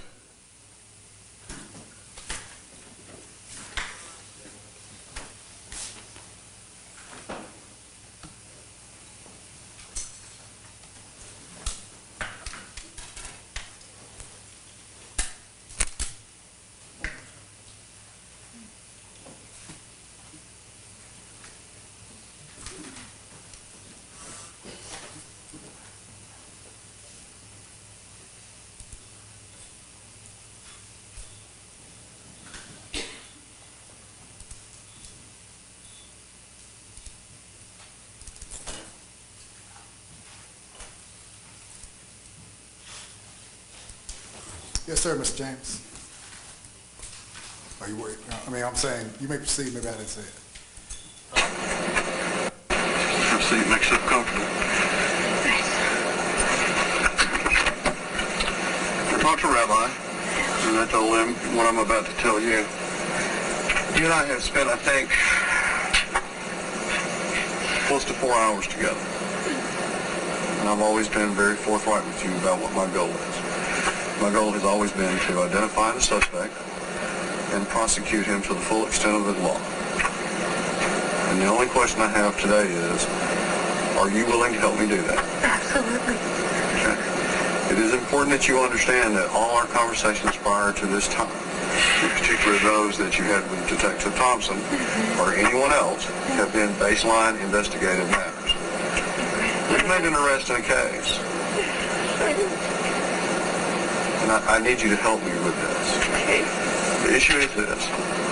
I have to have today, and if you're not up to it today, I can understand that you're under intense emotional stress. If you're not capable today, I understand that. But you have to tell me. What I have to have is I have to have the truth. Right. Nothing but the truth. Right. All of it. Unabridged, undiluted, right. Pleasant or unpleasant. Right.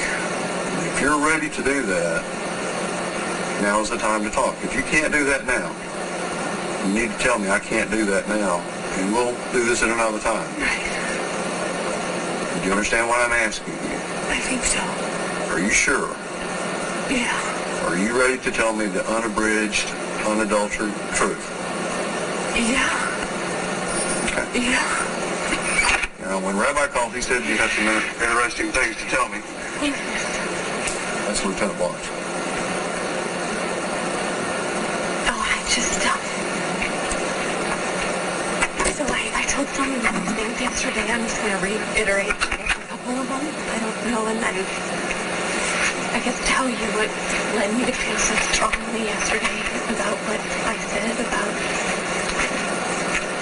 having this gut feeling that it was him, I guess.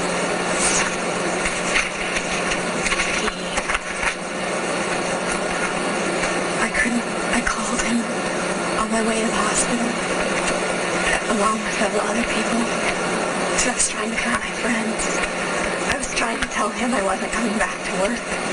I called my next door office neighbor, but I called him a couple of times, more than once. And I told you, where was he? I don't know. At the time I just made, of course he's busy, he's in some meetings, right? He's in meetings all the time. So that's that. That's what started it on that front, for me in my mind. And then this thing about him going into the hospital just seemed odd to me. And then this Thursday, remember this dinner? I told you yesterday, this holiday party they had. The group had a holiday party on from Thursday or Friday night. And he sends me an email, the work email, saying, just wanted to let you know we weren't sure whether we should have the holiday party or not because of what happened to me. He thinks I would think everyone deserves a break. And then he proceeded to include the speech, the prayer that he said at the holiday party, which I couldn't even really read, and I didn't even, I read parts of it, and all I was getting was super aggravated, and I was most aggravated with the line of, everyone deserves a break. So I emailed him back and said, the only thing that anyone deserves is for Rusty to be back on this planet. And then he emails me back saying, I absolutely agree, honestly. And he's telling me. Okay, let me ask you. Okay, let me just finish for a minute. And then I said, and then he's like, be strong, blah, blah, blah. I said, nothing you're saying is helping. Do not text me. I said, do not email me. And then I didn't hear from him for a while, except for these emails from work saying he's sick, his grandmother, whatever, his mother-in-law died, all the stuff I told you yesterday. And then I went back and I checked my emails, and there's an email. You want to see it? Okay. There's an email from him, and I haven't been checking all my emails, but I saw an email from him. He sent me an iTunes song. I don't even know what that is. I've never gotten an iTunes song. And then there's a message at the top, like when you send somebody a gift card.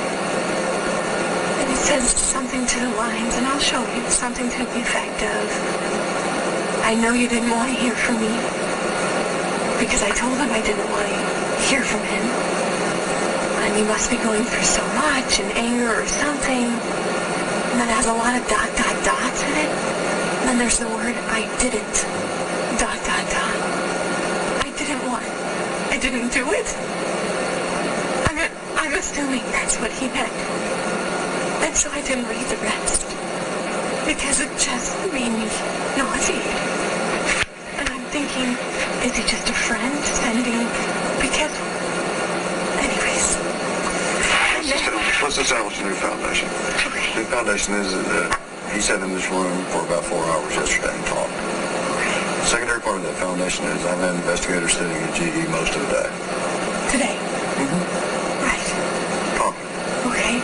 Based on the foundation of what he told us yesterday and what the co-workers told us today. Yeah. What is it you think they told us?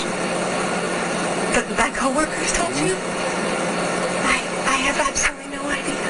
What do you think he told us? Oh, I'm sure he told you that he thought I was in love with him. Or something along those lines. He's crazy. I don't know what he told you. That he was in love with me? That he was infatuated? That he stalked me? I don't know. You tell me. I don't know what he said. That he wanted to be my husband?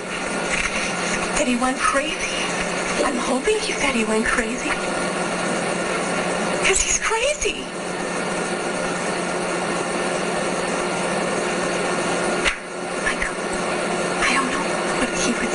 Why do you say it's crazy? Because you told me that he shot someone. My husband.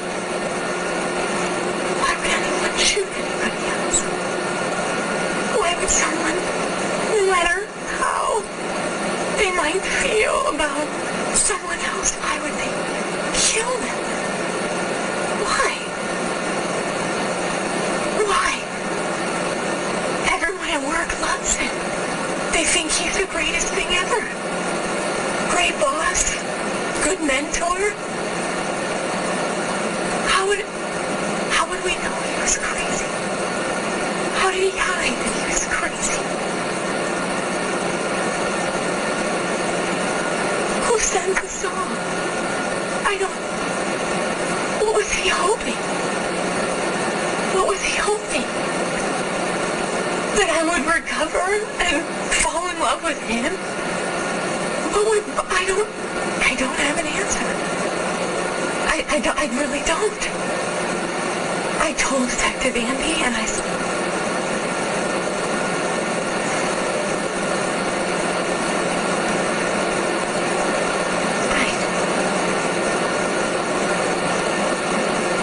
know, but I told you this yesterday. I know by the way he looked at me that he had feelings for me. I told you that yesterday. Oh, you know. I told you. I mean, I didn't think it was anything worth killing anybody over. What is? But I don't know what to do. I don't know. Yeah, he had feelings for me. He made them clear.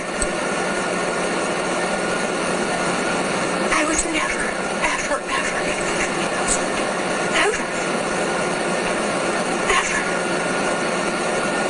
So did that make him go crazy? I don't know. I don't understand crazy people.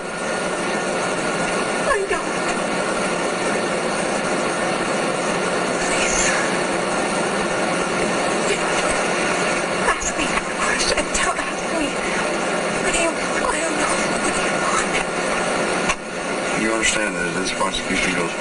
nothing that we're going to be able to hide from the press and the public. And that part of the prosecution is all the information we develop will be made part of public record. I know.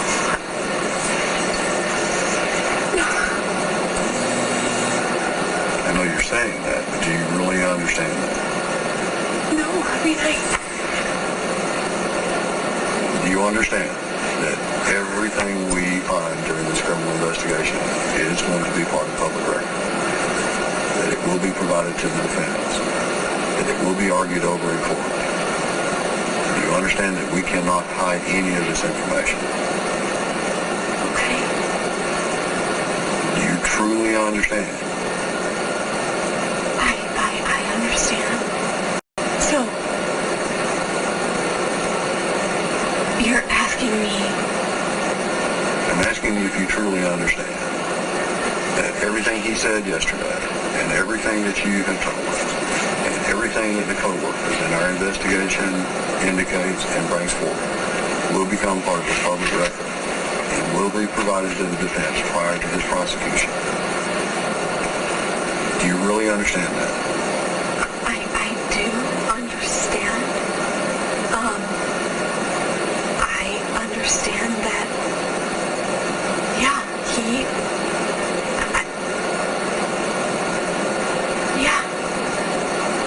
I can sit here and tell you, yes, he had feelings for me. He made them very clear. He sent emails.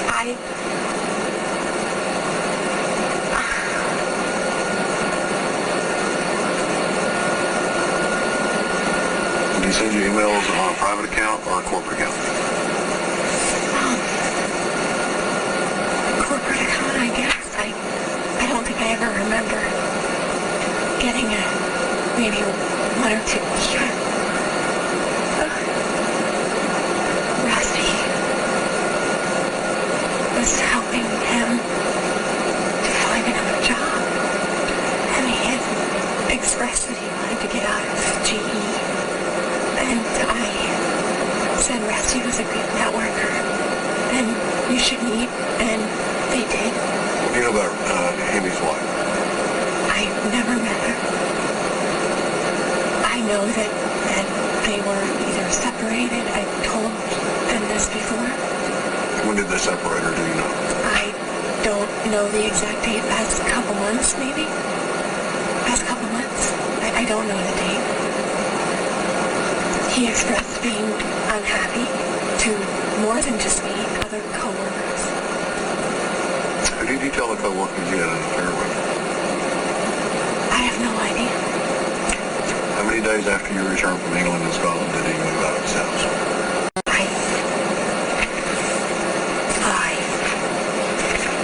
I don't know. A week? I honestly don't remember. I know that he did. I know that he got separated, but I don't know the date. It could be... It could be right after. Sure. I don't know the date. Do you have a laptop at work? I do. You have it on your floor there? I have it in the house, probably. Someone brought it for me, maybe. When was the last time anyone other than yourself had access to it? Anyone other than myself? Here, go back for just a second. Who brought it to you? When they came, when he was in my house for sugar, he came to the house. And he and a bunch of other co-workers came to the house. Hammy brought your computer back to you? I don't know whether it was him or someone else in the group, but yeah. Yeah. This could be very important. I want you to think real hard. Okay, let me think about it. Who else would have access to your computer? Is it Hammy that gave you your computer back? Let me think for a second.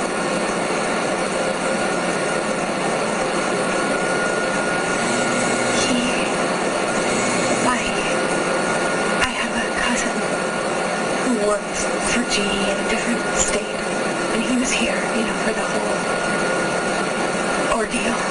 And he was talking with Hemi, about my days off and what what I was going to do and all of that. And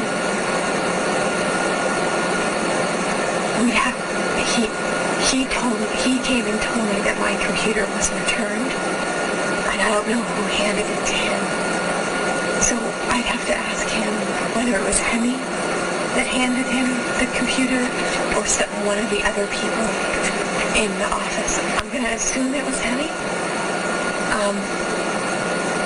My next door office neighbor, Alan, Shackley is his name, who I got a hold of that morning. I left my computer at my desk. You know, he may have gone in my office, shut it down.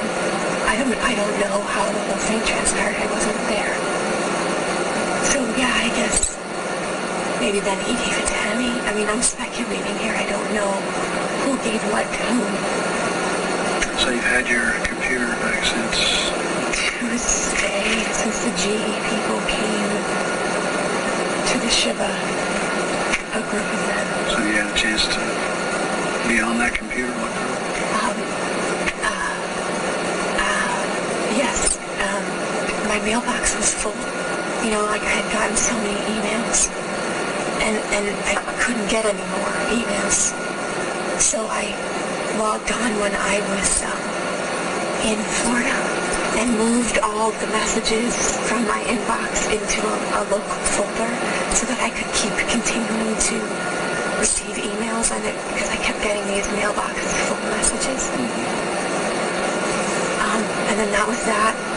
And then Monday night, I turned it on again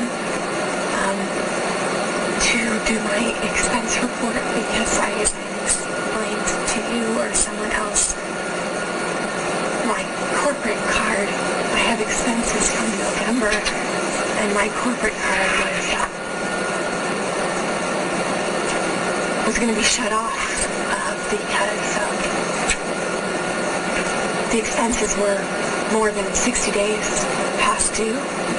So I logged on 5 minutes. I submitted my expense report for $80 or something. And then I sent 3 emails.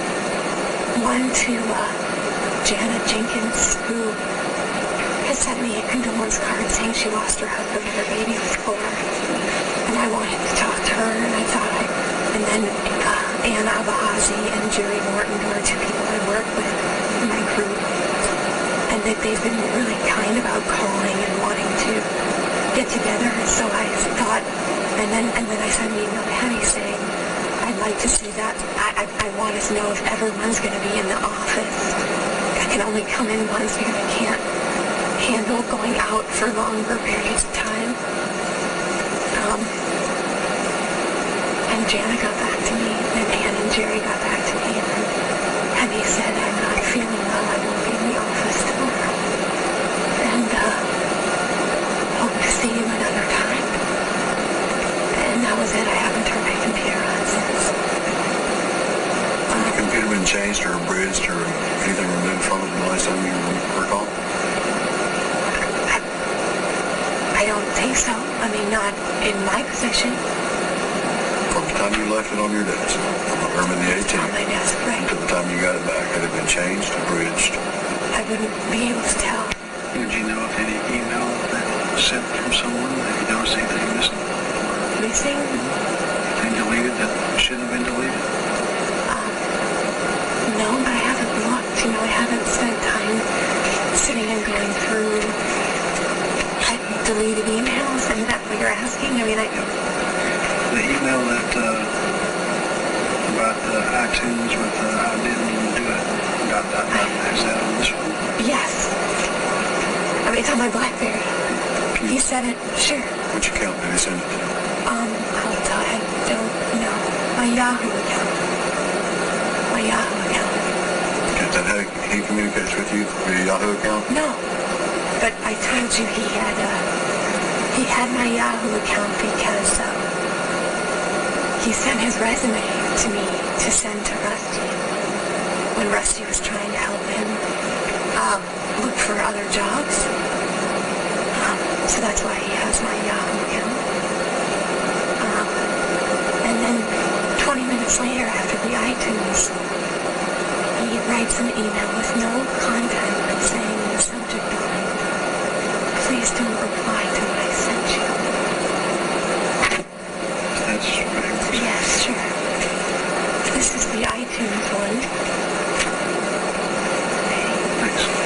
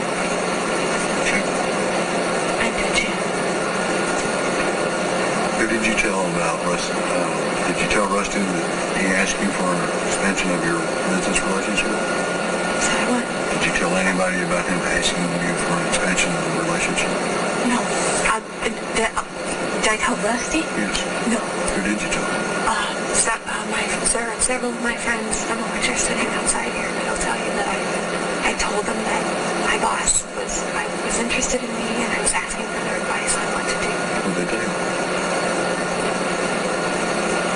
Tell him no.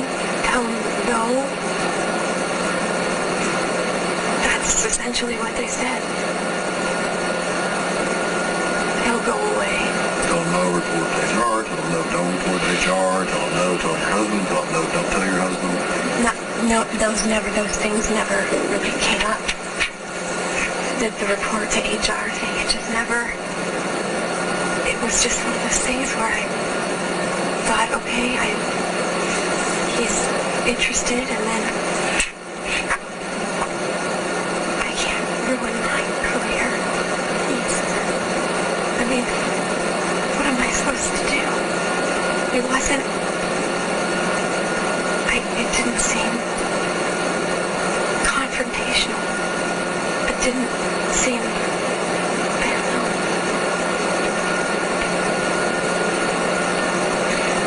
So you went to work there in April?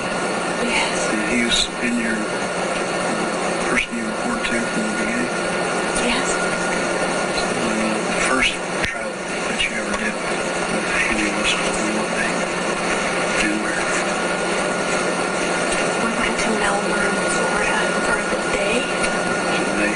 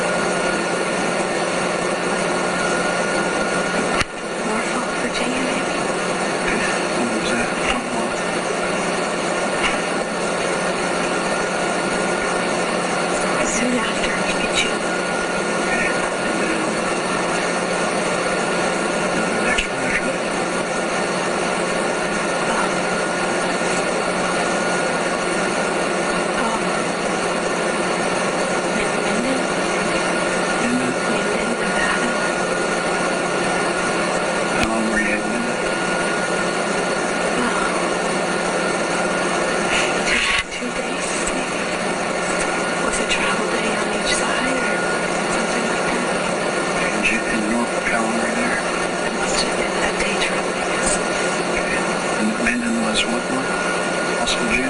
End of June, maybe. Okay. End of June, beginning of somewhere in that time frame. Okay. And the next trip after that?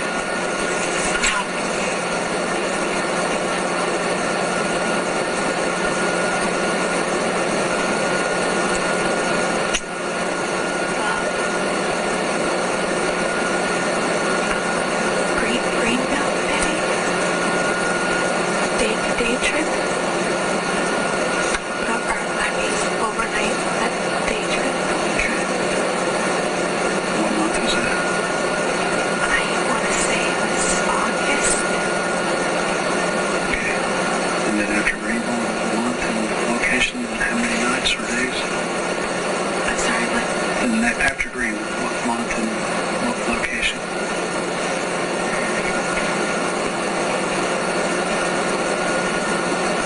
England. Sometime in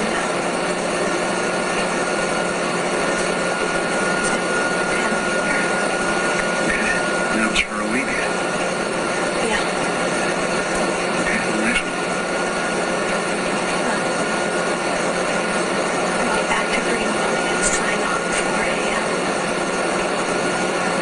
new document. What month was that?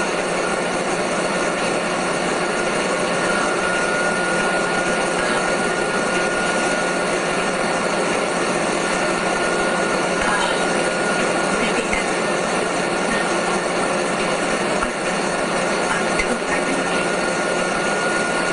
Okay. Any travel after that? That was one, again, a day trip? One night? Yes. Okay. After October? So, when was the first time that, what was the first hint that you thought that he had feelings for you other than a work relationship? After the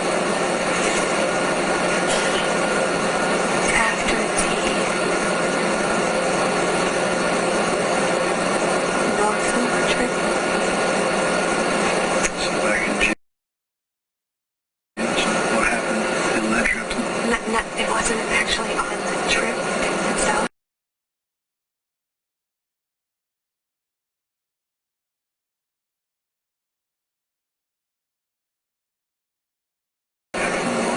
Yes, yeah. And after that, what did you say anything to him? But not at that time. I called my friend Tammy Parker. Tammy Parker? Yeah. She here today? No. But you could call her. What'd you tell Tammy? I think my boss is hitting on me. I used those exact words. What Tammy said? She said she was so sorry and that I need to ignore him and do whatever I can to, stay away from him.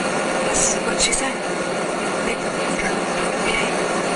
Did you say anything to Rusty? No.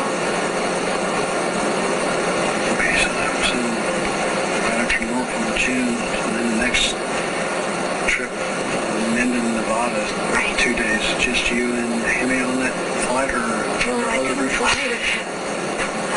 He went with his boss and went other places that week. Something like that.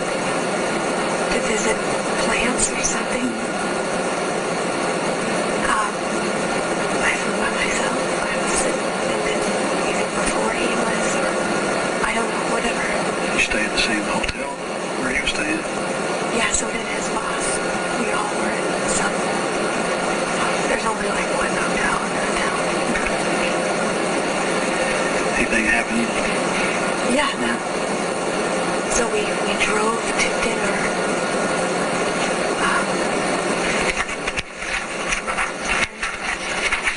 That's when this poem nonsense came up, and he's saying he wants to tell me how he feels about me or something. He reads this poem and I sort of freak out, and then I sit him down and I say, let's sit down, and I say, I asked him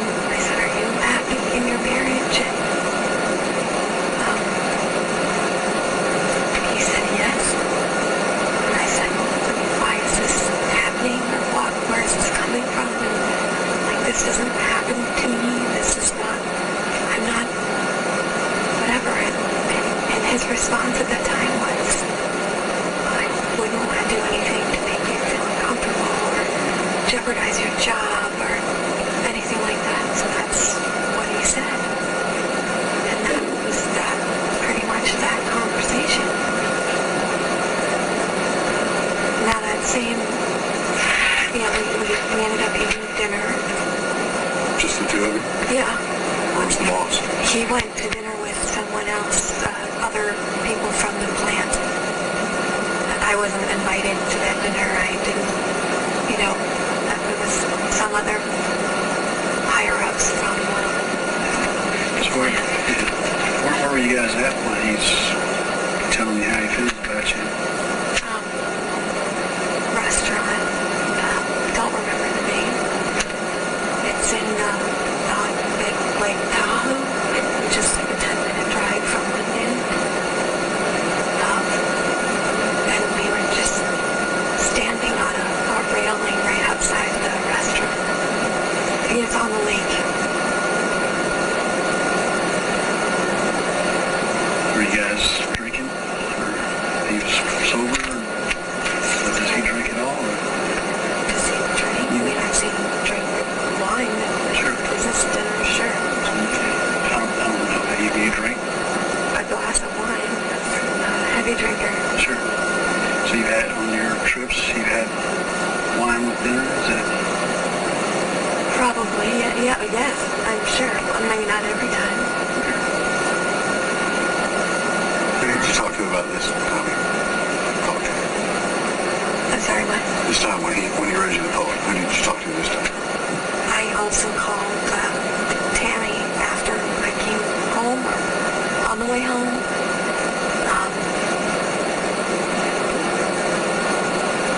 And I told her what happened, and that I was right, that he was hitting on me, which I still wasn't sure, like I didn't even know if it was like I'm being your friend or I'm hitting on you. And then she said yes, and that's creepy and weird, and you did the right thing, and she was sorry this was happening because I expressed to her on the phone that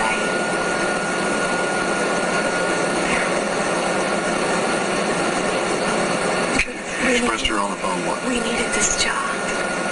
Rusty and I've explained this to Andy before. Rusty was unemployed. I needed to have a job. I didn't want to jeopardize my job. I didn't want to, I don't know. I knew we needed the money. I'll be crude. I'm just trying to ask the question. Yeah. So you didn't say anything to him out of fear of your job? Hey, knock it off. It's not appropriate. I did say I'm worried about how we can work together again, or can we work together? I was sort of flabbergasted by the whole thing, and this is all after the Lake Tahoe. No, right? Okay. So you had dinner. What was the conversation at dinner? Did he leave it alone, or did he pursue it? He left it alone. We just talked about stuff. Normal stuff. He did tell me, life story kind of stories, or like, as I was telling him, like where I went to undergrad, like stories. And he was telling me about his grandparents, and they came over on some boat from somewhere, I don't even remember. Those kind of stories. He told me about his, I don't mind telling you, sister. He has a sister, I guess, and she was raped as a child. I don't know why he was sharing all this with me, but he felt I was easy to talk to. I don't know. So then again in Greenberg, so what was do you have women's intuition at that point? How are you feeling? Do you feel safe? Around him, were you? You think he was going to keep pursuing? Did you worry at all for your own safety, or think he's going to make some sexual advance to you? How are you feeling? I think I always thought about it or worried, not from a safety perspective, because I could handle myself, I guess, but worried, yeah, I guess, because it was, you know, I had to,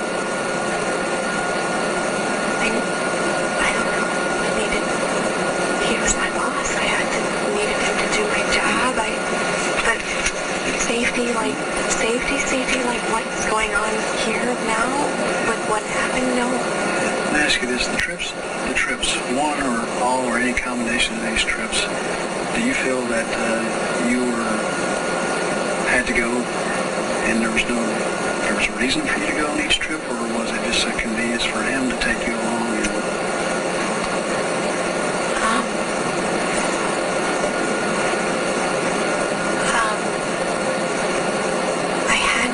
All the trips that we took were to, I want to use the word plants, but there's a different word, I'm sure there's sites that I was responsible for. You know, that the job that I had was a global, and there were multiple software group locations, and part of what everyone does when they start their job, when they're a manager, like I was, is go visit and meet the people that are working there. So all of them, I wanted to go, I needed to go. I have 3 people that report to me. One's in India, which we hadn't made it to, no one in the office, it was a travel ban. And I have one in Scotland and one in Cambridge. And I had met the Cambridge guy I had met briefly when he was in Atlanta for a training class in like my 3rd week or something. But I hadn't sat down with him. So yeah, I had to go on all these trips, and he said he had to go because his boss told him his objectives for the year were to get out there, have people see him.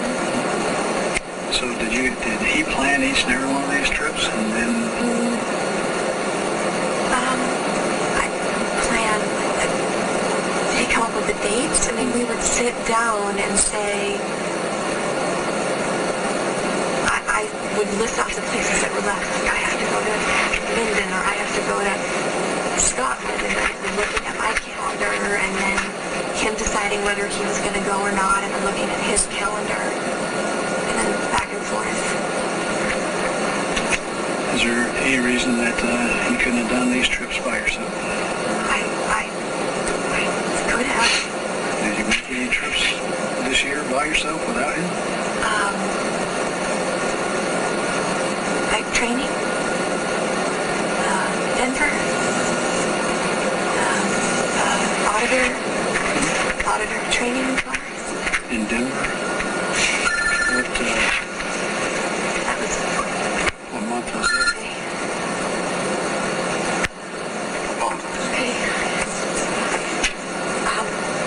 July also.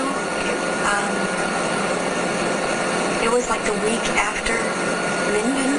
I remember because my husband had to do 2 weeks by himself, you know, with the kids almost in a row. I came home for the weekend, and then I sort of had to leave again for this training class. Yes. Amy was not in Denver? No, I mean, not that I know of, but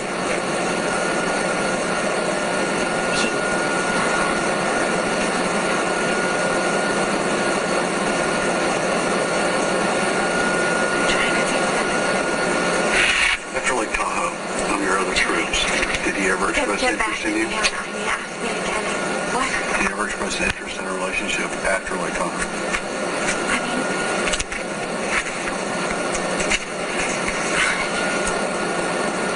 I guess. Nothing that I can directly point to except for him. I guess he would say, I wish you would change your mind, that kind of comment. Tammy Parker did you talk to about this? Andrea Sneiderman. Is Andrea here today? No. Shayna is here today. She knew about it. What'd you tell Shayna? The same thing that my boss had expressed an interest in me, and that it was, I didn't know what to do. And What'd Shayna say? she didn't, again, say much of anything. She just said she was sorry that it was happening, and that's all I remember her saying. It came time to go to England and Scotland. Yeah. So what kind of planning was done before that trip? A lot, actually. On whose part? Both. I had never been to either of these places, so I wanted to see things or see areas. So again, he and I went back and forth on this little spreadsheet of you're in charge of these days and I'm in charge of these days, to find sites to see. And for the 2 hours that we had after work, after meetings, could we go here or there, or a restaurant that was popular or something? I can understand your excitement about that, but help me understand based on what you told us here, you're telling your friends you have a concern about this guy. You're about to go on a trip out of the country with this guy who's been hitting on you. Do you have any concern about what's going to happen? You're over here, you're on work vacation kind of thing with him?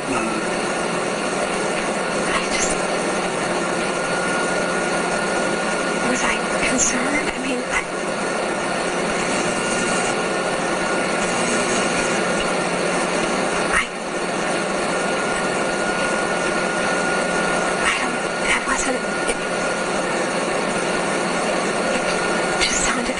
It was fun, to go. I wasn't concerned about my safety or,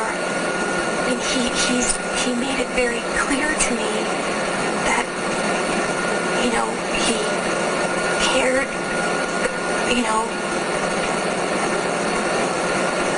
about my success, about, my happiness, why? Yeah, what Rusty have any comment or about you going out of the country with Hemi for a week in England and Scotland? No. Had you ever met him up until that time? Yes. Well, how did that occur? How did you? I told you that Hemi expressed an interest very early on. I wouldn't be able to tell you what day. You'd have to look at Rusty's emails. That he wasn't progressing in GE as fast as he wanted. Maybe he should go out into the private sector in the corporate world. And so, Rusty, he sent me his resume. I forwarded it on to Rusty. And they met. Switch back more than once. Switch back to your trip to England there.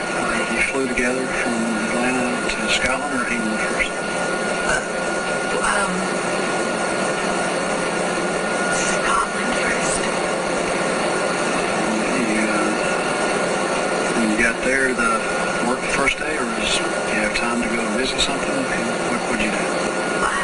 It takes a whole day to travel there. We left on a late Saturday night, like a red-eye type plane. And then we got into one airport and had to take, a plane to the Edinburgh airport in Scotland. Did you fly from Scotland back to England, or you train? Scotland.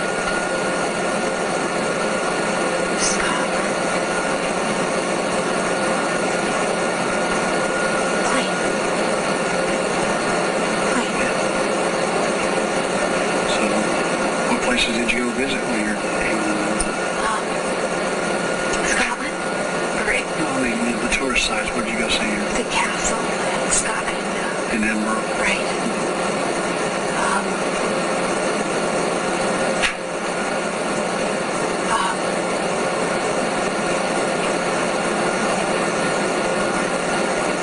We went to a couple pubs, really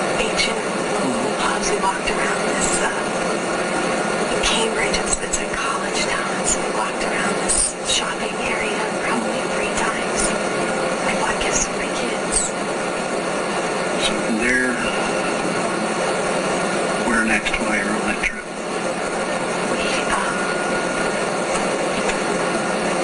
He went to, I stayed in Cambridge Friday, had a meeting with my team, the two team.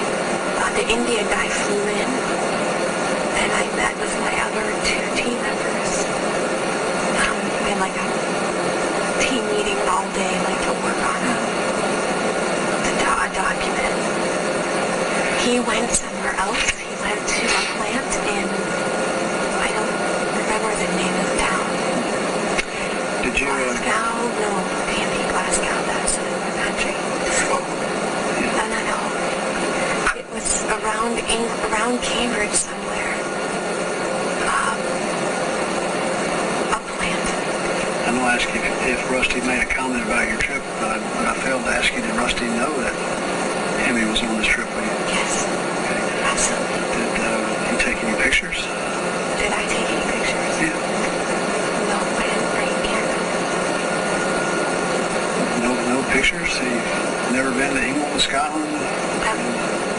All this planning and the spreadsheets about before you went, and no pictures? No, I didn't bring a camera. Okay. Did Hemi have a camera? Not that I noticed. I don't know, you'd have to ask him. I've been to Edinburgh. It's a beautiful place. It is. And just even while you were there, I wish I had a camera and want to go to the drugstore and get one, or... No, that never crossed my mind. Okay. We were at the castle for 30 minutes before it closed. Okay. No, I didn't take any pictures.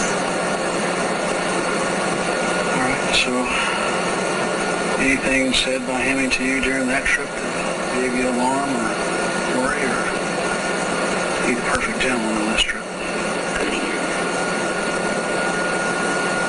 Alarm, worry? I mean, worry? No, I don't have worry.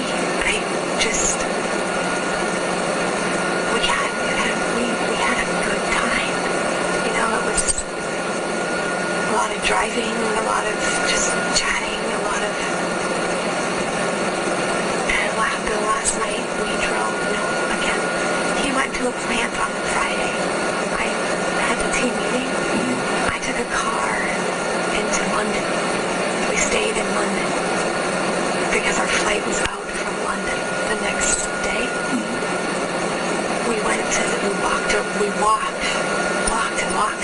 walked through that theater. I don't know what you call that, the theater district. We not sushi. It was like an Asian restaurant. We just walked.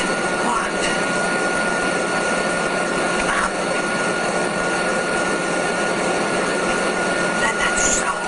Okay, keep going. And after England, you're back at work for just a few weeks, I guess, end of September, and then October rolls around, and the last trip was back to Greenberg. Right. Stay at the hotel.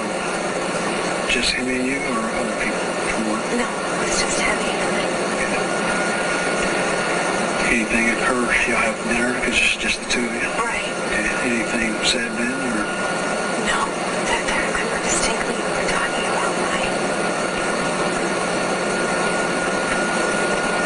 grandparents. For some reason, we got on a conversation about my grandparents. My grandfather passed away, and I was emotional about him being gone. Anyways. You had a lot of time along with him, and he's telling his life stories. Did he ever get into the subject of his finances, good, bad, or otherwise? Yes. What's he telling you about his finances? He told me that he and his wife were in debt. That's what he told me. Bad debt, good debt, just a little? He told me they were reworking their mortgages and finances to try to pay off debt. But, that's about it. It wasn't a good, I got the feeling that it wasn't a good situation. Yeah. You said earlier, he said at one point that he was happy in his marriage. Did that ever change? He's saying go from that extreme to saying he didn't like his wife? Yep, yes. Yeah, and that's when I got the whole separated story. As did... And that was after he... Yes. Did he tell you how that happened? They had a fight. He walked out. That's all I got. Did he tell you the fight was over you? No. No. Or did he tell you the fight was over? He didn't say. It was just one more fight that he couldn't take it anymore and had to leave. Did he ever say anything at all from people until November that his wife thought there was something between the two of you? No. Okay. No. He talked about his children a lot. You go back to November the 18th. I know it's going to be hard. Okay. First second, Yes. you heard what happened. Yes. Your women's intuition has got to be going off the radar. No. That wasn't it at all. What was you thinking? First of all, I didn't know Rusty was dead until I got to the hospital. When you called up, what was said to you when you were called at work and by who? How did you first find out? Called by Donna, who runs the Dunway Prep daycare.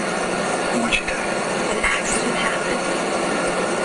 And Assumed it was my son. She said it was Rusty, and I asked her what was going on. I screamed into the phone what was going on. She said she just needed me to come. So I ran down the stairs, and I drove all the way. I called my mom, my dad, my brother, told them to meet me at Dunway Prep. Something's happened to Rusty, and I had no idea what was going on. I got to Dunway Prep. I pulled up and I fell out of the car. All I see is yellow tape and a car. Rusty's car. I fell to the ground. Somebody picked me up. I don't know, some police person. They walked me into Dunway Prep. I still didn't know what had happened. No one was telling me. No one was telling me what was going on. So, they bring me into the office. And Cordelino comes in, sits in front of me. And he says, what did he say? I asked him what was going on. He says, your husband's been hurt. We don't know what hospital he's at. We're trying to think this bullshit lie. And he says, is there anyone that would want to hurt your husband? And I said, I have no idea. And so you don't have to rehash the rest of it, but as the day goes on and you're going through your mind, at any point did you ever suspect that? never. Never. You never thought Henry would have anything to do with it? Never. Until yesterday? No, it was up until that email. And you got that email that was on December the 28th? Right. I didn't really even read it until recently. I didn't. Why wouldn't you have called us on the 28th to tell us that he had sent you that? That's pretty bizarre. I don't know. So from the 28th until yesterday, after the 28th, you said you had a suspicion because he just said I didn't. He said I didn't. Right. So, and you're not trying to put words in your mouth. Which meant to you, he could have or did. Is that fair? Yeah. And you know what? I sat at my dining room table on Friday after this happened with Detective Andy. He asked me, anyone that has feelings towards me, I gave him Henny's name immediately. Immediately. My in-laws are sitting right there at that same table.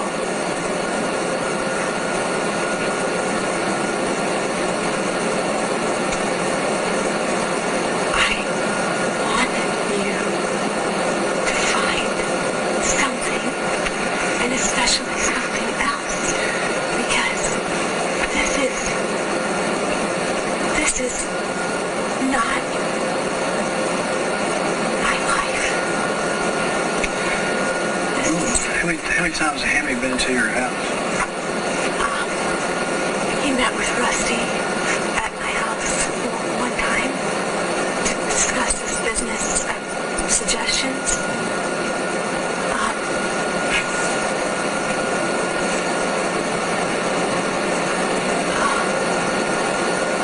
We took a car service home from one of the trips. I don't remember which one. Where I didn't take my car to the airport. It was probably the England trips.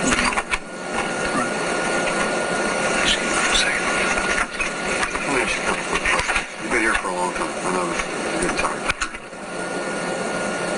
You never told Rusty that Amy made any sort of inappropriate comments, inappropriate commentary, nothing. Marsha made me quit my job and I have nothing. Marsha, yes or no? No, I never told her. You told Detective Thompson something I find interesting. He asked you about someone trying to involve themselves in your relationship. Yes. You told him about Henry. I did. He asked you about anyone with Rusty. Do you remember what you said? Anyone with what? Rusty. Do you remember what you told him? He asked me what? Anyone? He asked you if someone's trying to put a wedge in the marriage. Yeah, and I told him heavy. Okay. That was in regards to you. Yes. What did you tell him, or do you remember what you told him about Rusty? He asked if Rusty would ever have any girlfriends. Did he say that? He repeated that question to me again when I was here. Would there be people interested in Rusty? Is that... Do you remember what you said? I said absolutely not. Why would you say that? Because...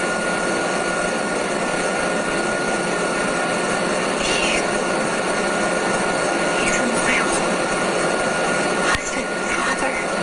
The question isn't about his behavior. The question is not about your behavior. The question is about Amy's behavior. And the question is about someone's behavior directed toward Rusty. Doesn't have anything to do with you. Doesn't have anything to do with Rusty. You said on the first occasion, no one would be interested in him. In Rusty? Mm-hmm. Why would you think that no one would be interested in Rusty? And so Andy asked me that again when I was sitting in this room. And he seems to be fixated, and you do too, on that comment. I'm not sure why. Because the issue is not Rusty, and the issue is not you. The issue is Amy. Yeah. And anyone else that might have been interested in Rusty. The issue is not you. And what I told Andy is that Rusty was so busy, didn't have time to go to the bathroom, let alone I had affairs, or is that what you're asking me?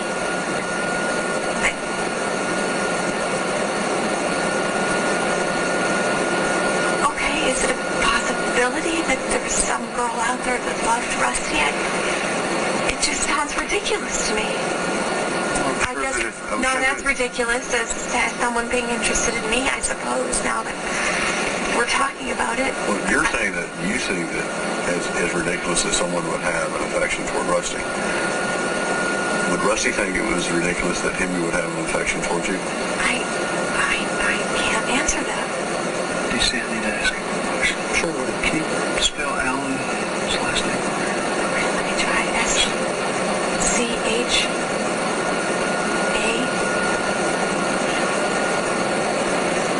A-C-H-T-E-L-Y.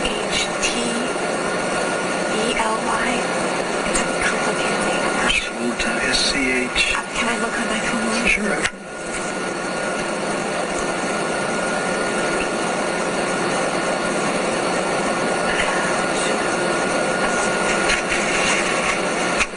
S-C-H-A-C-H-T-E-L-Y.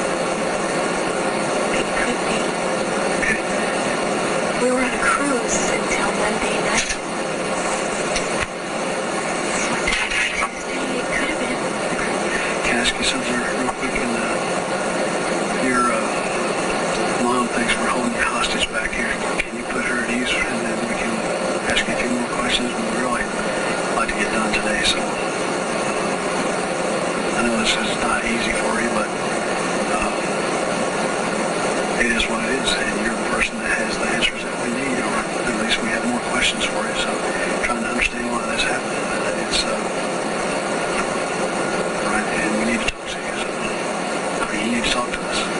So if you don't mind relieving your mom's any fears that got you into life back here, I appreciate it. You need some water?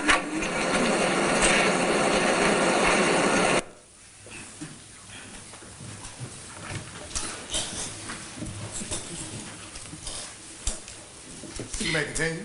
Thank you, Judge. You're welcome. Deputy Chief Sides, at the end of the video, you, well, not you, but Lieutenant Barnes made a comment about the defendant's mom. Can you tell us what that was? Yeah, Lieutenant Barnes had left the interview room in order to go have a short conversation with her, and she expressed concern over how long we had Ms. Sneiderman in the interview room. And who expressed concern over that? Ms. Sneiderman's mother. The person who opened the door was the executive assistant and asked Lieutenant Barnes to come out and meet with her. So Ms. Sneiderman's mother was at the interview? She was in the chief's lobby area. In the chief's lobby area. And when you say she expressed concern, what do you mean? According to the executive assistant, she was annoyed at how much time we were taking.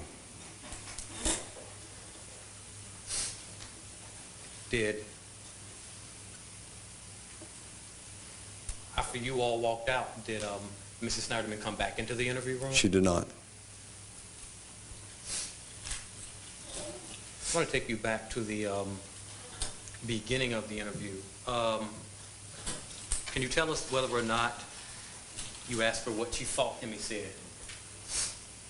Yes, I did. Okay, and why did you ask her that? I was interested to understand, I was trying to work on a foundation for motive for Hemi's actions in the murder of Rusty, and I was curious to understand what information she may have in relation to his actions.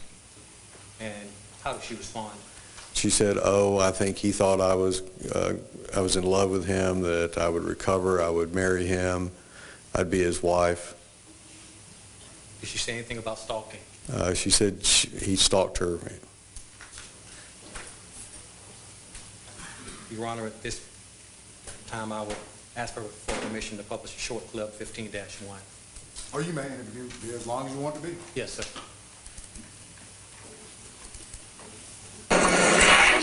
Let's establish foundation is about 4 hours. He sat in this room for about 4 hours yesterday and talked. Secondary part of that foundation is I've had investigators sitting at GE most of the day. Today? Mm-hmm. Right. Talking. Okay. Based upon the foundation of what he told us yesterday and what the co-workers told us today. Yeah. What is it you think they told us? That co-workers told you? I have absolutely no idea. What do you think he told us? Oh, I'm sure he told you that he thought I was in love with him. Or something along those lines. He's crazy. I don't know what he told you. That he was in love with me? That he was infatuated? That he stalked me? I don't know. You tell me. I don't know what he said. That he wanted to be my husband? That he went crazy? I'm hoping he said he went crazy. Because he's crazy. Now, Deputy Chief Sides, when you testified earlier before the videotape played, you said you had spoken with her on January the 4th, is that correct? Yes, sir. And when she came in on January the 4th, what, if anything, did she tell you about Emmy Newman being in love with her? Nothing. What, if anything, did she tell you about Emmy Newman wanting to marry her? Nothing. What, if anything, did she tell you about Emmy Newman being crazy? Nothing. What, if anything, did she tell you about being stalked by Emmy Newman? Nothing. And that was that January 4th conversation that you had with her. Was that before or after the defendant was arrested? The January 4th conversation. Just before. Just before. And the videotape that we just watched was after she had been informed that the defendant had been arrested. Yes, sir. All right.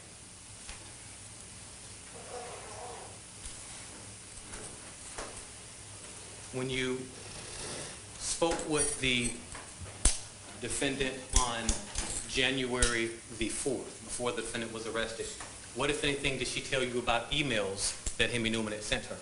Nothing. Your Honor, permission to publish clip 15-2. 15-2, yes, sir, you may. You understand that as this prosecution goes forward, there's nothing that we understand that as this prosecution goes forward, there's nothing that we're going to be able to hide from the press and the public. And that part of the prosecution is all the information we develop will be made part of public record. I know.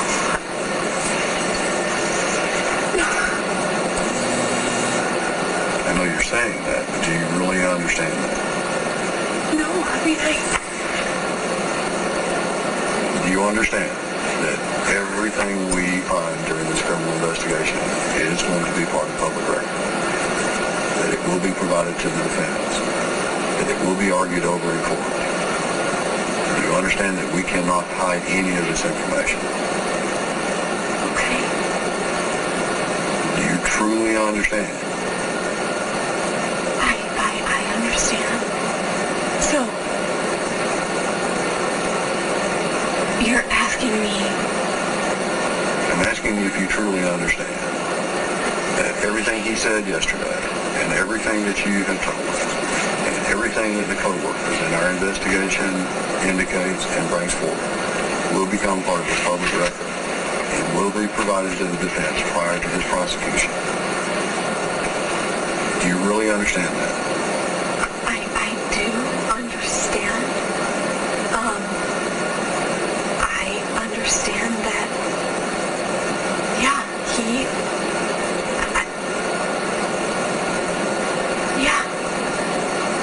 I can sit here and tell you, yes, he had feelings for me. He made them very clear. He sent emails.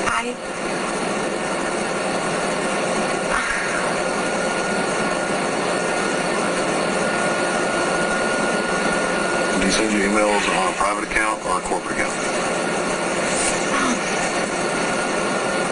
Corporate account, I guess. I don't think I ever remember getting maybe one or two.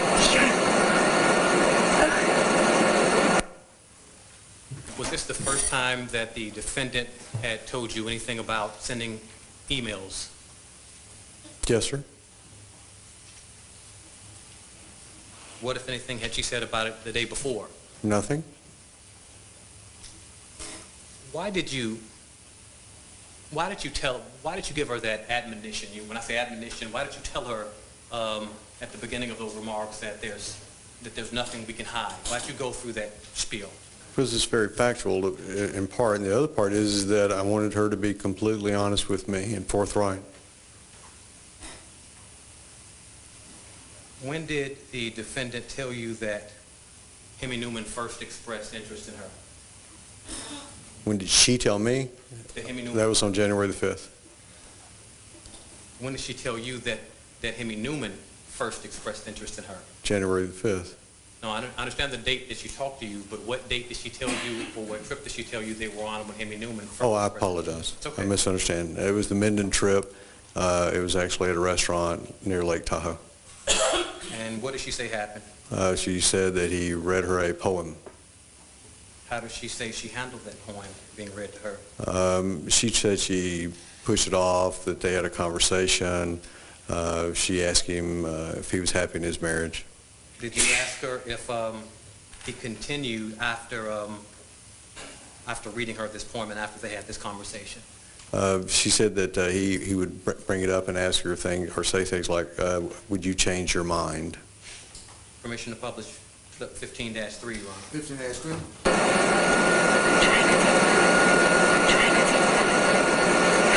After Lake Tahoe, on your other trips, did he ever express interest in you? What? Did he ever express interest in a relationship after Lake Tahoe?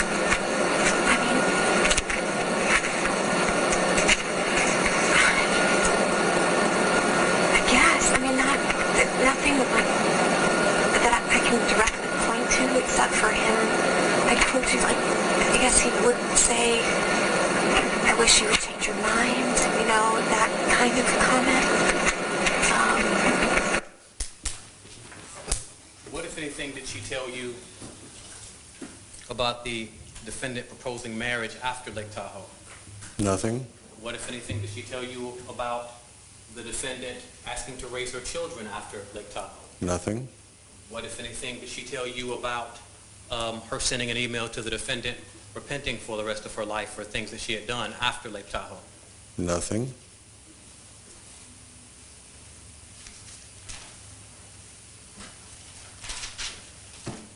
Did you talk with her about a trip to Denver? Yes, sir.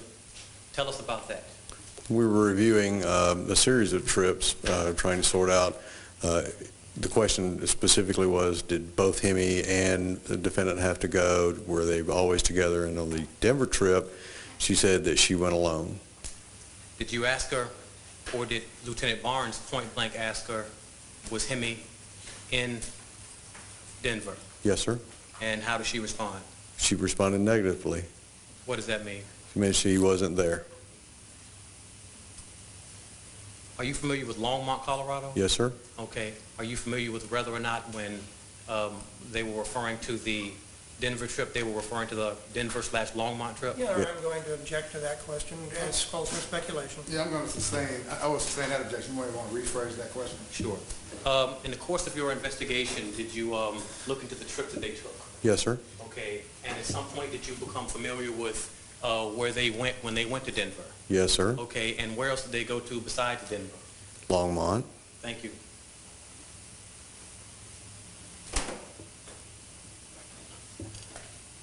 Permission to publish clip 15-4, Your Honor. You may.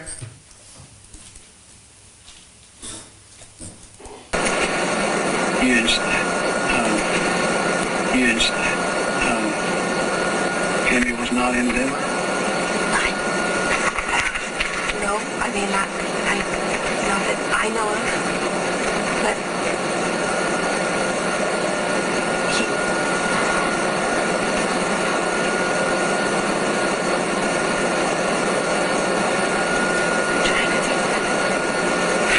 After Lake Tahoe, on your other trips, did he ever express interest in you? he asked me again, what? Did he ever express interest in a relationship after Lake Tahoe? Me yesterday about what I said about.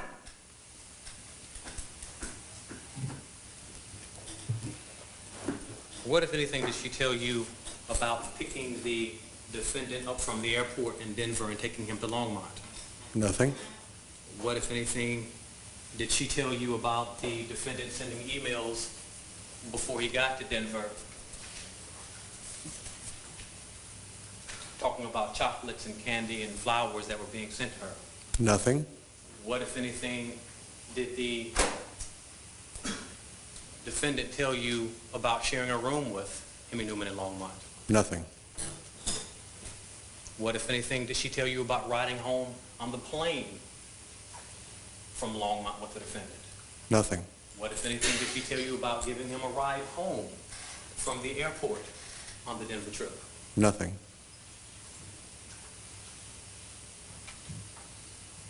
Did y'all talk about the Greenfield trip? Yes, sir.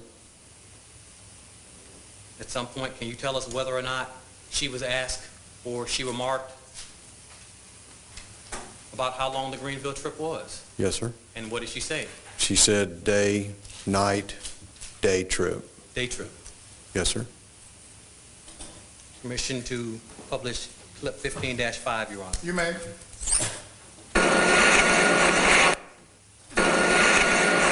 And the next trip after that?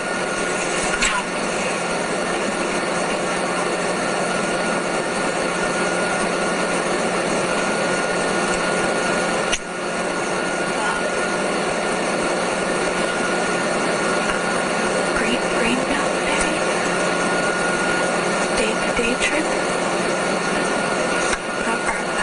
Overnight, that day trip.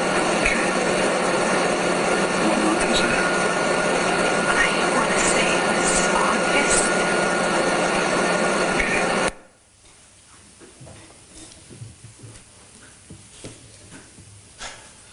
What, if anything, did she tell you about spending the night in Greenfield? Nothing. What, if anything, did she tell you about having sex with the defendant in Greenfield? Nothing. Can you tell the jury what, if anything, she told you about sending emails after Greenville repenting for the rest of her life? Nothing. Can you tell the jury what, if anything, she told you about stating that she had betrayed everyone that she knew after the Greenville trip? Nothing. What, if anything, did she tell you about Hemi Newman proposing marriage and asking to raise her kids after the Greenville trip? Nothing.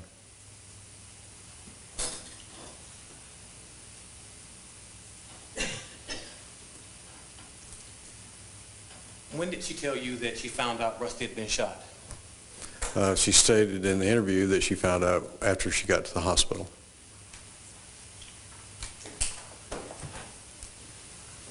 Permission to play clip 15-6. This is 15-6, you may. You go back to November the 18th, and it's going to be hard. Okay. First second, Yes. you heard what happened. Yes. Your women's intuition has got to be going off the radar. No. That wasn't it at all. What was you thinking? First of all, I didn't know Rusty was dead until I got to the hospital. When you called up, what was said to you when you were called at work and by who? How did you first find out? Called by Donna, who runs the dummy prep daycare. And what you tell you? An accident happened. And Assumed it was my son. She said it was Rusty, and I asked her what was going on. I screamed into the phone what was going on. She said she just needed me to come. So I ran down the stairs, and I drove all the way. I called my mom, my dad, my brother, told them to meet me at W Prep. Something's happened to Rusty, and I had no idea what was going on. I got to W Prep. I pulled up, and I fell out of the car. All I see is yellow tape and a car. Rusty's car. I fell to the ground. Somebody picked me up. I don't know, some police person. They walked me into W Prep. I still didn't know what had happened.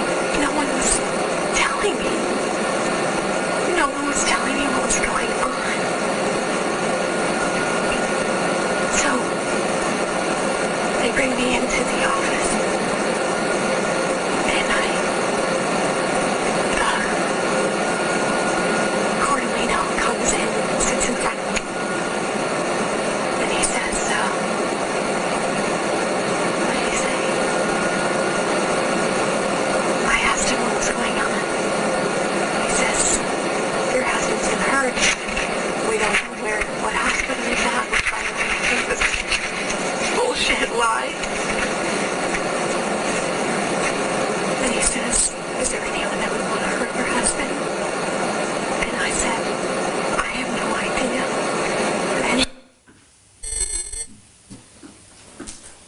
Now, we listened to the clip, and it sounded like, well, can you tell us whether or not it sounded like she told you she found out her husband had been killed or was dead at the hospital? Correct. Okay. What, if anything, did she tell you about what she learned at the daycare? Well, she said on the tape that the only thing she knew was that Rusty had been hurt. What, if anything, did she tell you about whether or not a police officer had told her? That's not what she said. What, if anything, did she tell you about whether or not a family member had told her? That's not what she said. What about figuring it out based on the arrangement of the crime scene? That's not what she said. At what point did she tell you she first suspected that Hemi had something to do with the murder of her husband? Long after the fact. She really never directly said that she believed that Hemi had done it. She never directly said that she believed Hemi was responsible for the murder of Rusty. What date did she tell you she first suspected him on? The first time we heard anything about that was on January the 5th. And what was the date that she said she first, not when you heard, but that she said she first suspected him? She said she got an email on December the 28th. Tell us about that. It's an email, I didn't, ... It was an iTunes. You want permission to publish clip, I believe it will be 15-7. I'm sorry, what number? 15-7? 15-7. You may. But as the day goes At any point, did you ever suspect it? Never. Never. You never thought Henry would have anything? Never. Until yesterday? No, it was up until that email. And you got that email that was on December the 28th? Right. I didn't really even read it until recently. I didn't. Why wouldn't you have called us on the 28th to tell us that he had sent you that? That's pretty bizarre. I don't know. So from the 28th until yesterday, after the 28th, you said you had a suspicion because he just said I didn't. He said I didn't. Right. So, and you're not trying to put words in your mouth. Which meant to you, he could have or did. Is that fair? Yeah. And you know what? I sat at my dining room table on Friday after this happened with Detective Andy. He asked me, anyone that has feelings towards me, I gave him Hemi's name immediately. Immediately.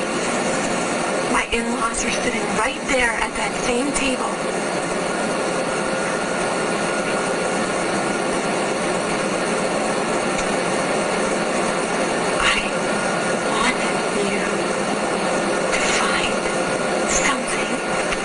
Especially something else, because this is not my life.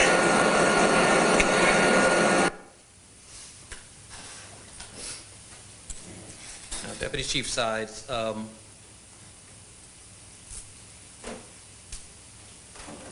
can you tell us what, if anything, the defendant told you about having a conversation with Hemi on November the 19th, the night after the murder? Nothing. Can you tell us what, if anything, she told you about asking him if he killed her husband during that conversation? Nothing. Can you tell us what, if anything, about she told you about having a conversation with Shannon Citron in early December? Nothing. Can you tell us what, if anything, she told you about looking at the sketch at that point and seeing Hemi's face in the sketch? Nothing.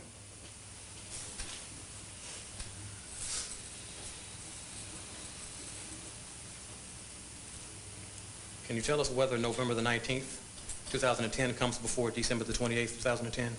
Yes, sir.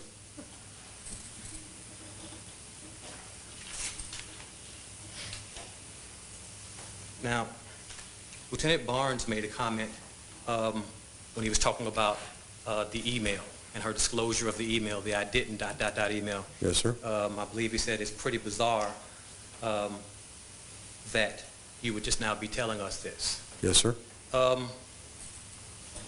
What, if anything, did she tell you about having a conversation with her mother in Florida on around December the 28th or December the 30th? Nothing. What, if anything, did she tell you about being told by her mother not to call the Dunwoody Police Department and let them know that Hemi had sent this email? Nothing.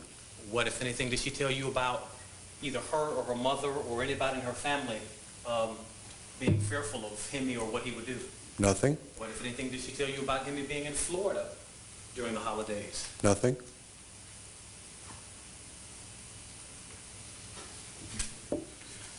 You delegated resources, well, let me ask you this.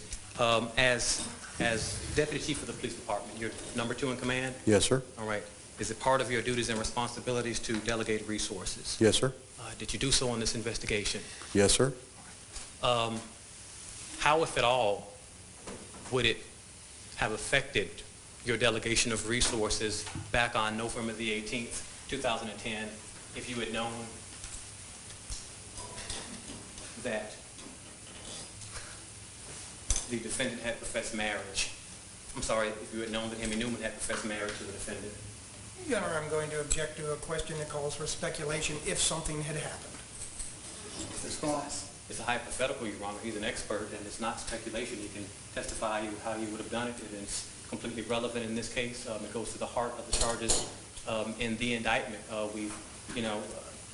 Materiality. Is it material? Are the alleged lies material? How? I understand, Mr. Chairman. Anything else, Mr. Floyd? I have no idea where it is that he's been qualified as an expert, Your Honor. I missed that part of the testimony. All right. Yes, I understand that as far as, but I will overrule the objection. I will allow him to answer that question based upon how you phrased it. If on that date and time we had known that Hemi Newman had proposed marriage to Ms. Sneiderman, we would have directly gone to find Mr. Newman, determine if and what his involvement in the murder of Rusty Sneiderman was. By directly, what do you mean? Well, we would have gone to find him right then, And by right then, when do you mean? the moment we found out that information. Thank you. Your Honor, if I may just have... You may.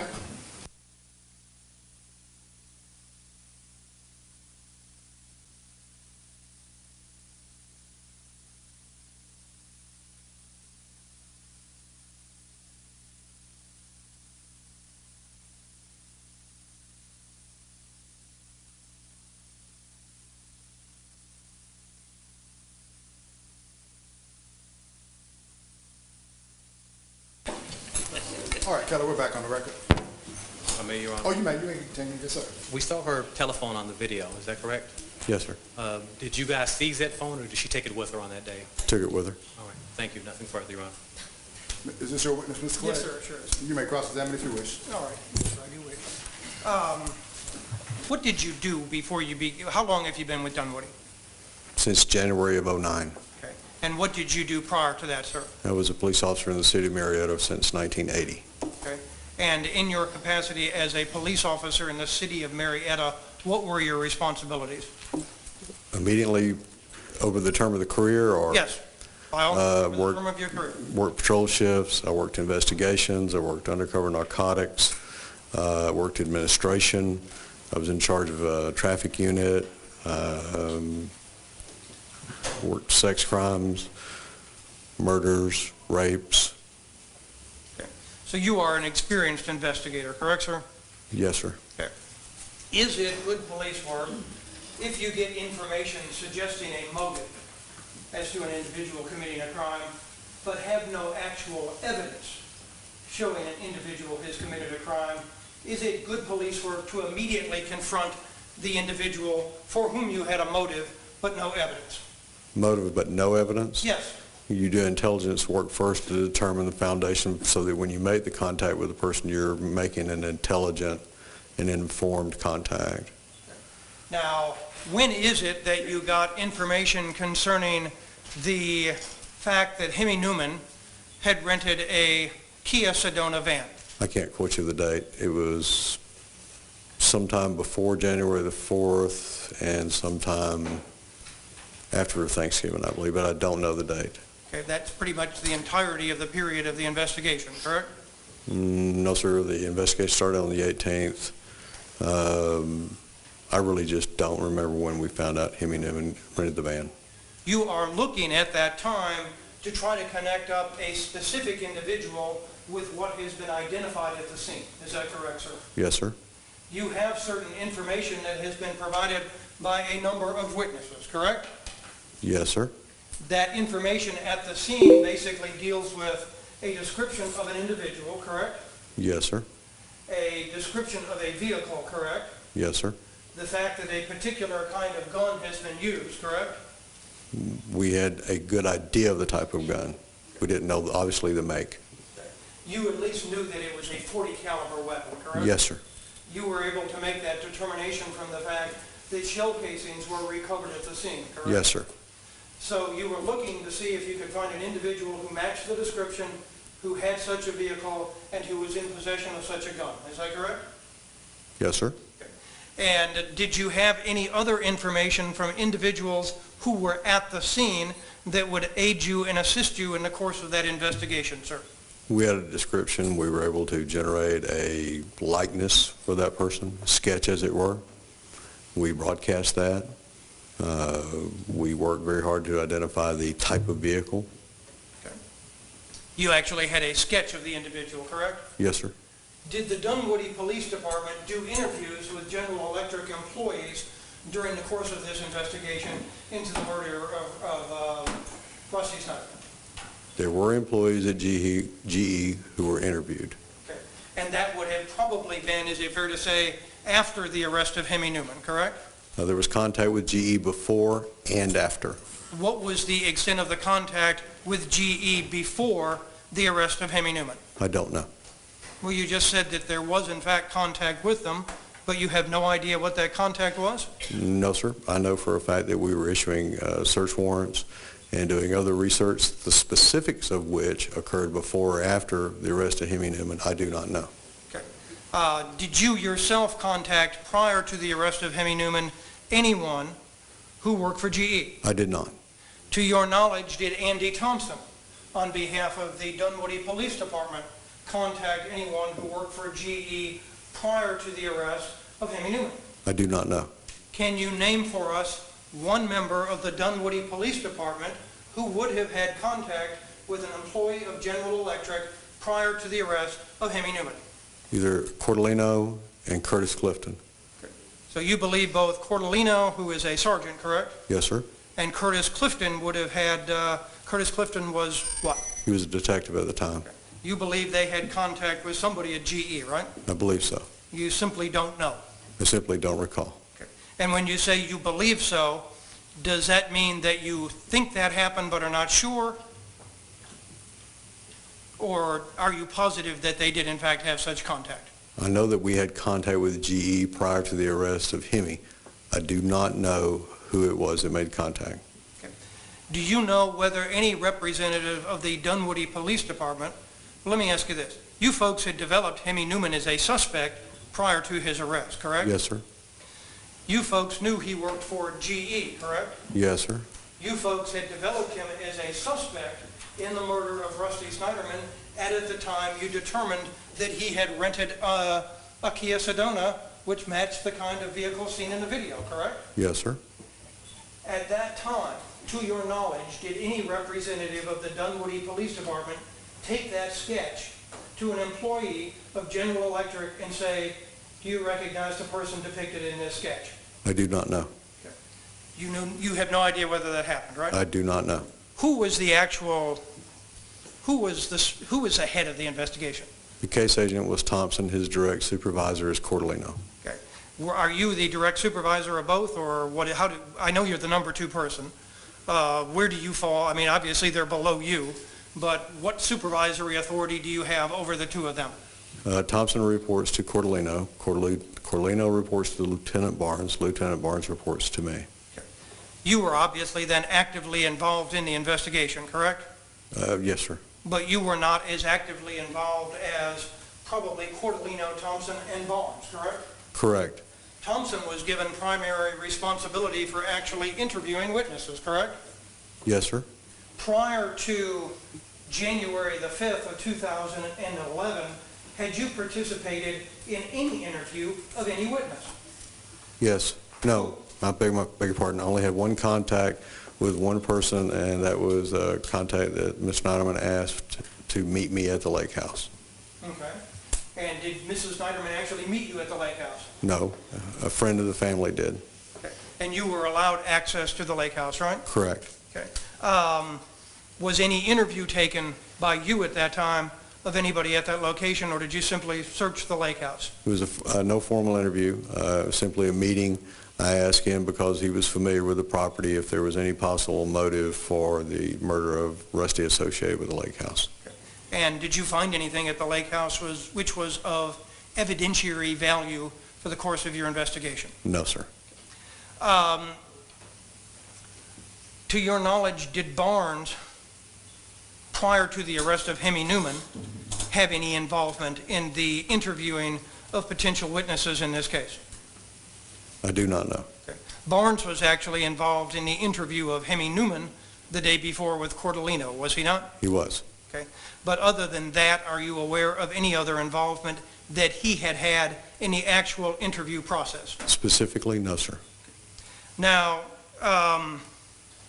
after the arrest of Hemi Newman, to your knowledge, did anyone from the Dunwoody Police Department take the sketch to folks at GE and say, knowing what you now know, Hemi Newman having been arrested, do you recognize the individual depicted in this sketch to be Hemi Newman? I do not know if that was or was not done. Okay. Did you actually participate in the interview process of the employees at General Electric after the arrest of Hemi Newman? I did not.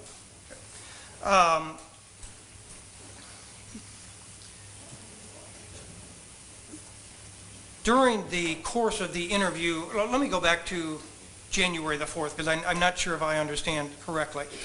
You did meet with Andrea Sneiderman on that day, right? Correct. Did she or did she not bring up the name Hemi Newman during the course of the interview? She did. She did. And did she tell you during the course of that interview that she had tried to reach Hemi Newman on the morning of the shooting, November 18th, but had difficulty doing so? I don't remember if it was that date or a prior day, but she did say that she had tried to call him on the morning of November the 18th. And indicated that she had had difficulty doing so, correct? Yes, sir. That was information she volunteered herself, correct? Yes, sir. Now, when she met with you on January the 4th, she called the meeting, right? It was my understanding that she asked to meet. Okay. I mean, obviously, she can't demand to meet with you guys if you don't want to, but she asked if she could come in and talk to the chief of police and whomever else, correct? Yes, sir. Do you have any idea whether she specifically asked to meet with you or not? I don't think I was asked by her to have the meeting, no. Prior to January the 4th, did you even know her? Yes. Okay. Had you been introduced to her? We had met on at least one occasion. Okay. And what were the circumstances under which you had met previously, sir? It's a family meeting in the conference room where we would discuss and listen to the family's concerns about what was going on or wasn't going on in the investigation. I recall stressing to her the importance for professional counseling for her loss, gaining control or fully understanding the financial aspect of her life. Okay, just make sure I understand. Did you recommend that she receive some sort of counseling? I did. Okay. And that was based on what? Why is it that you recommended that she receive counseling? Her husband was murdered. Okay. Did you note anything? Well, when was that meeting, if you recall? I don't recall when it was. Fair enough, sir. Did she bring up the subject of a number of people that she wanted the Dunwoody police to look at in the meeting on January the 4th? She mentioned several people on January the 4th whom she believed might be involved. And one of them was, in fact, Hemi Newman, correct? Yes, sir. Okay. Did you tell her at that time, or let me ask you this, at that time, when that meeting was taking place, was Hemi Newman in the building? Not at that moment, but he was there soon after. And were you aware of the fact that Sergeant Cordolino had gone to find Hemi Newman that morning?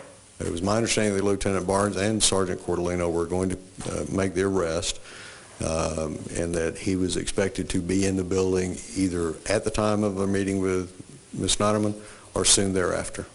And your understanding was that they were actually going to physically go out and arrest him, is that correct? Yes, sir. Okay. You did not participate in the interview of Hemi Newman, is that correct? That's correct. Now, during the course of, how long did this meeting with Mrs. Sneiderman go on for on the 4th? I don't know. 30 minutes, could have been less or more. Now, was someone given the responsibility of taking notes during the course of the meeting? I did not. Okay. Do you know, I mean, who else was in the meeting who was a representative of the Dunwoody Police Department? Chief Grogan. Okay. In the pecking order, you're number 2, right? Yes, sir. Chief Grogan is number 1, right? Yes, sir. Is it fair to say that if there is a meeting involving an investigation and Chief Grogan is present and someone else is present, it's going to be the responsibility of someone other than the chief to take the notes?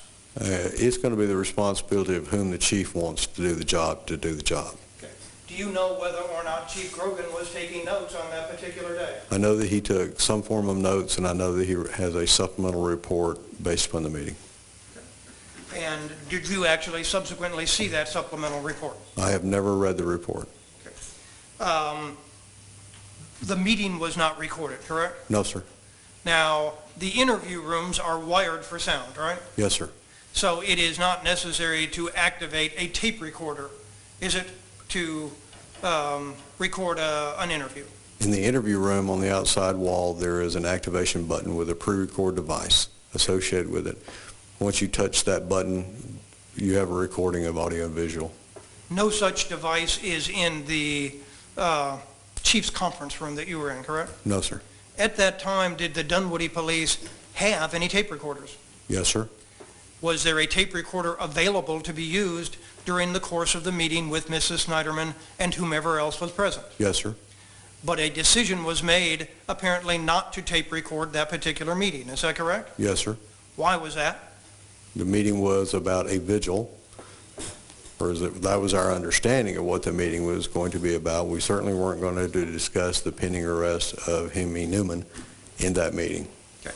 Not, be that as it may, at that point, when she came into the office on that day, you knew that Hemi Newman was a suspect, right? Yes, sir. You knew on that very day that Hemi Newman was going to be taken into custody, correct? Yes, sir.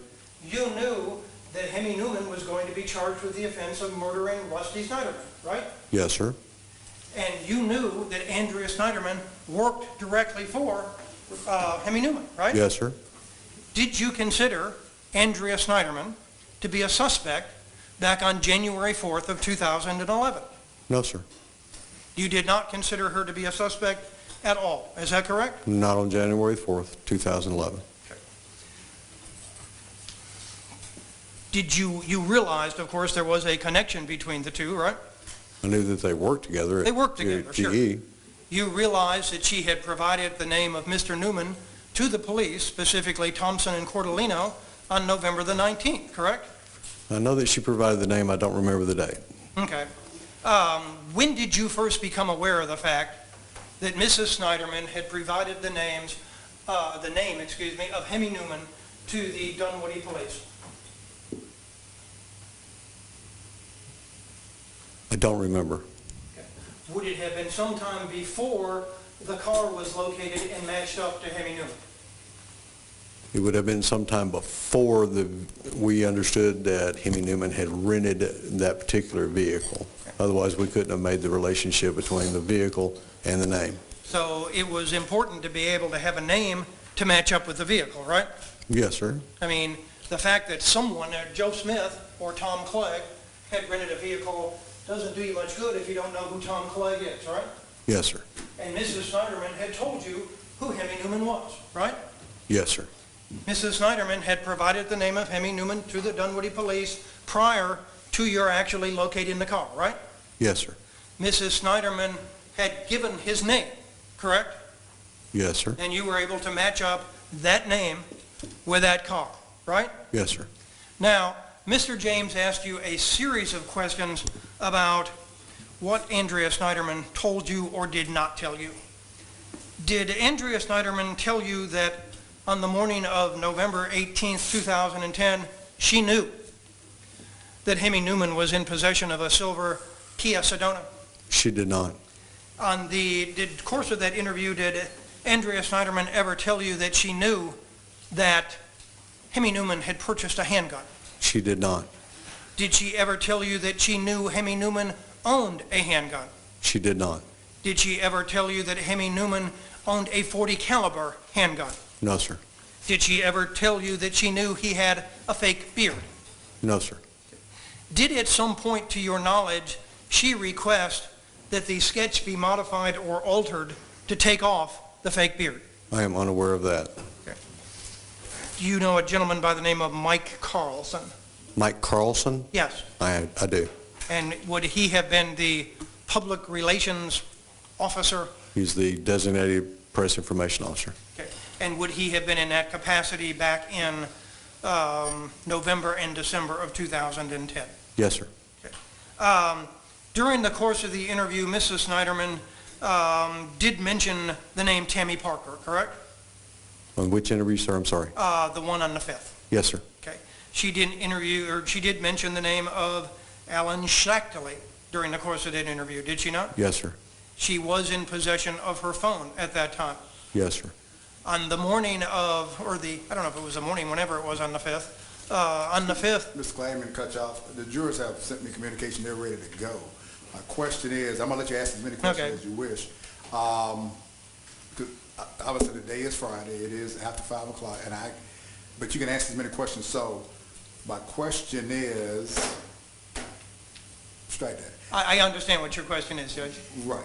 I think it would be better if we recess and resume on Monday morning. No, that's fine. Thank you, Because sir. like I said, but we're not cutting anyone off. All right, ladies and gentlemen, I will give you some instructions at this point in time, but I have to respond. An earlier note had been sent out actually this morning by one of the jurors indicating a situation on Monday. Let me respond this way without identifying you by name or number. I need you here at 9 o'clock. Let me just put it that way.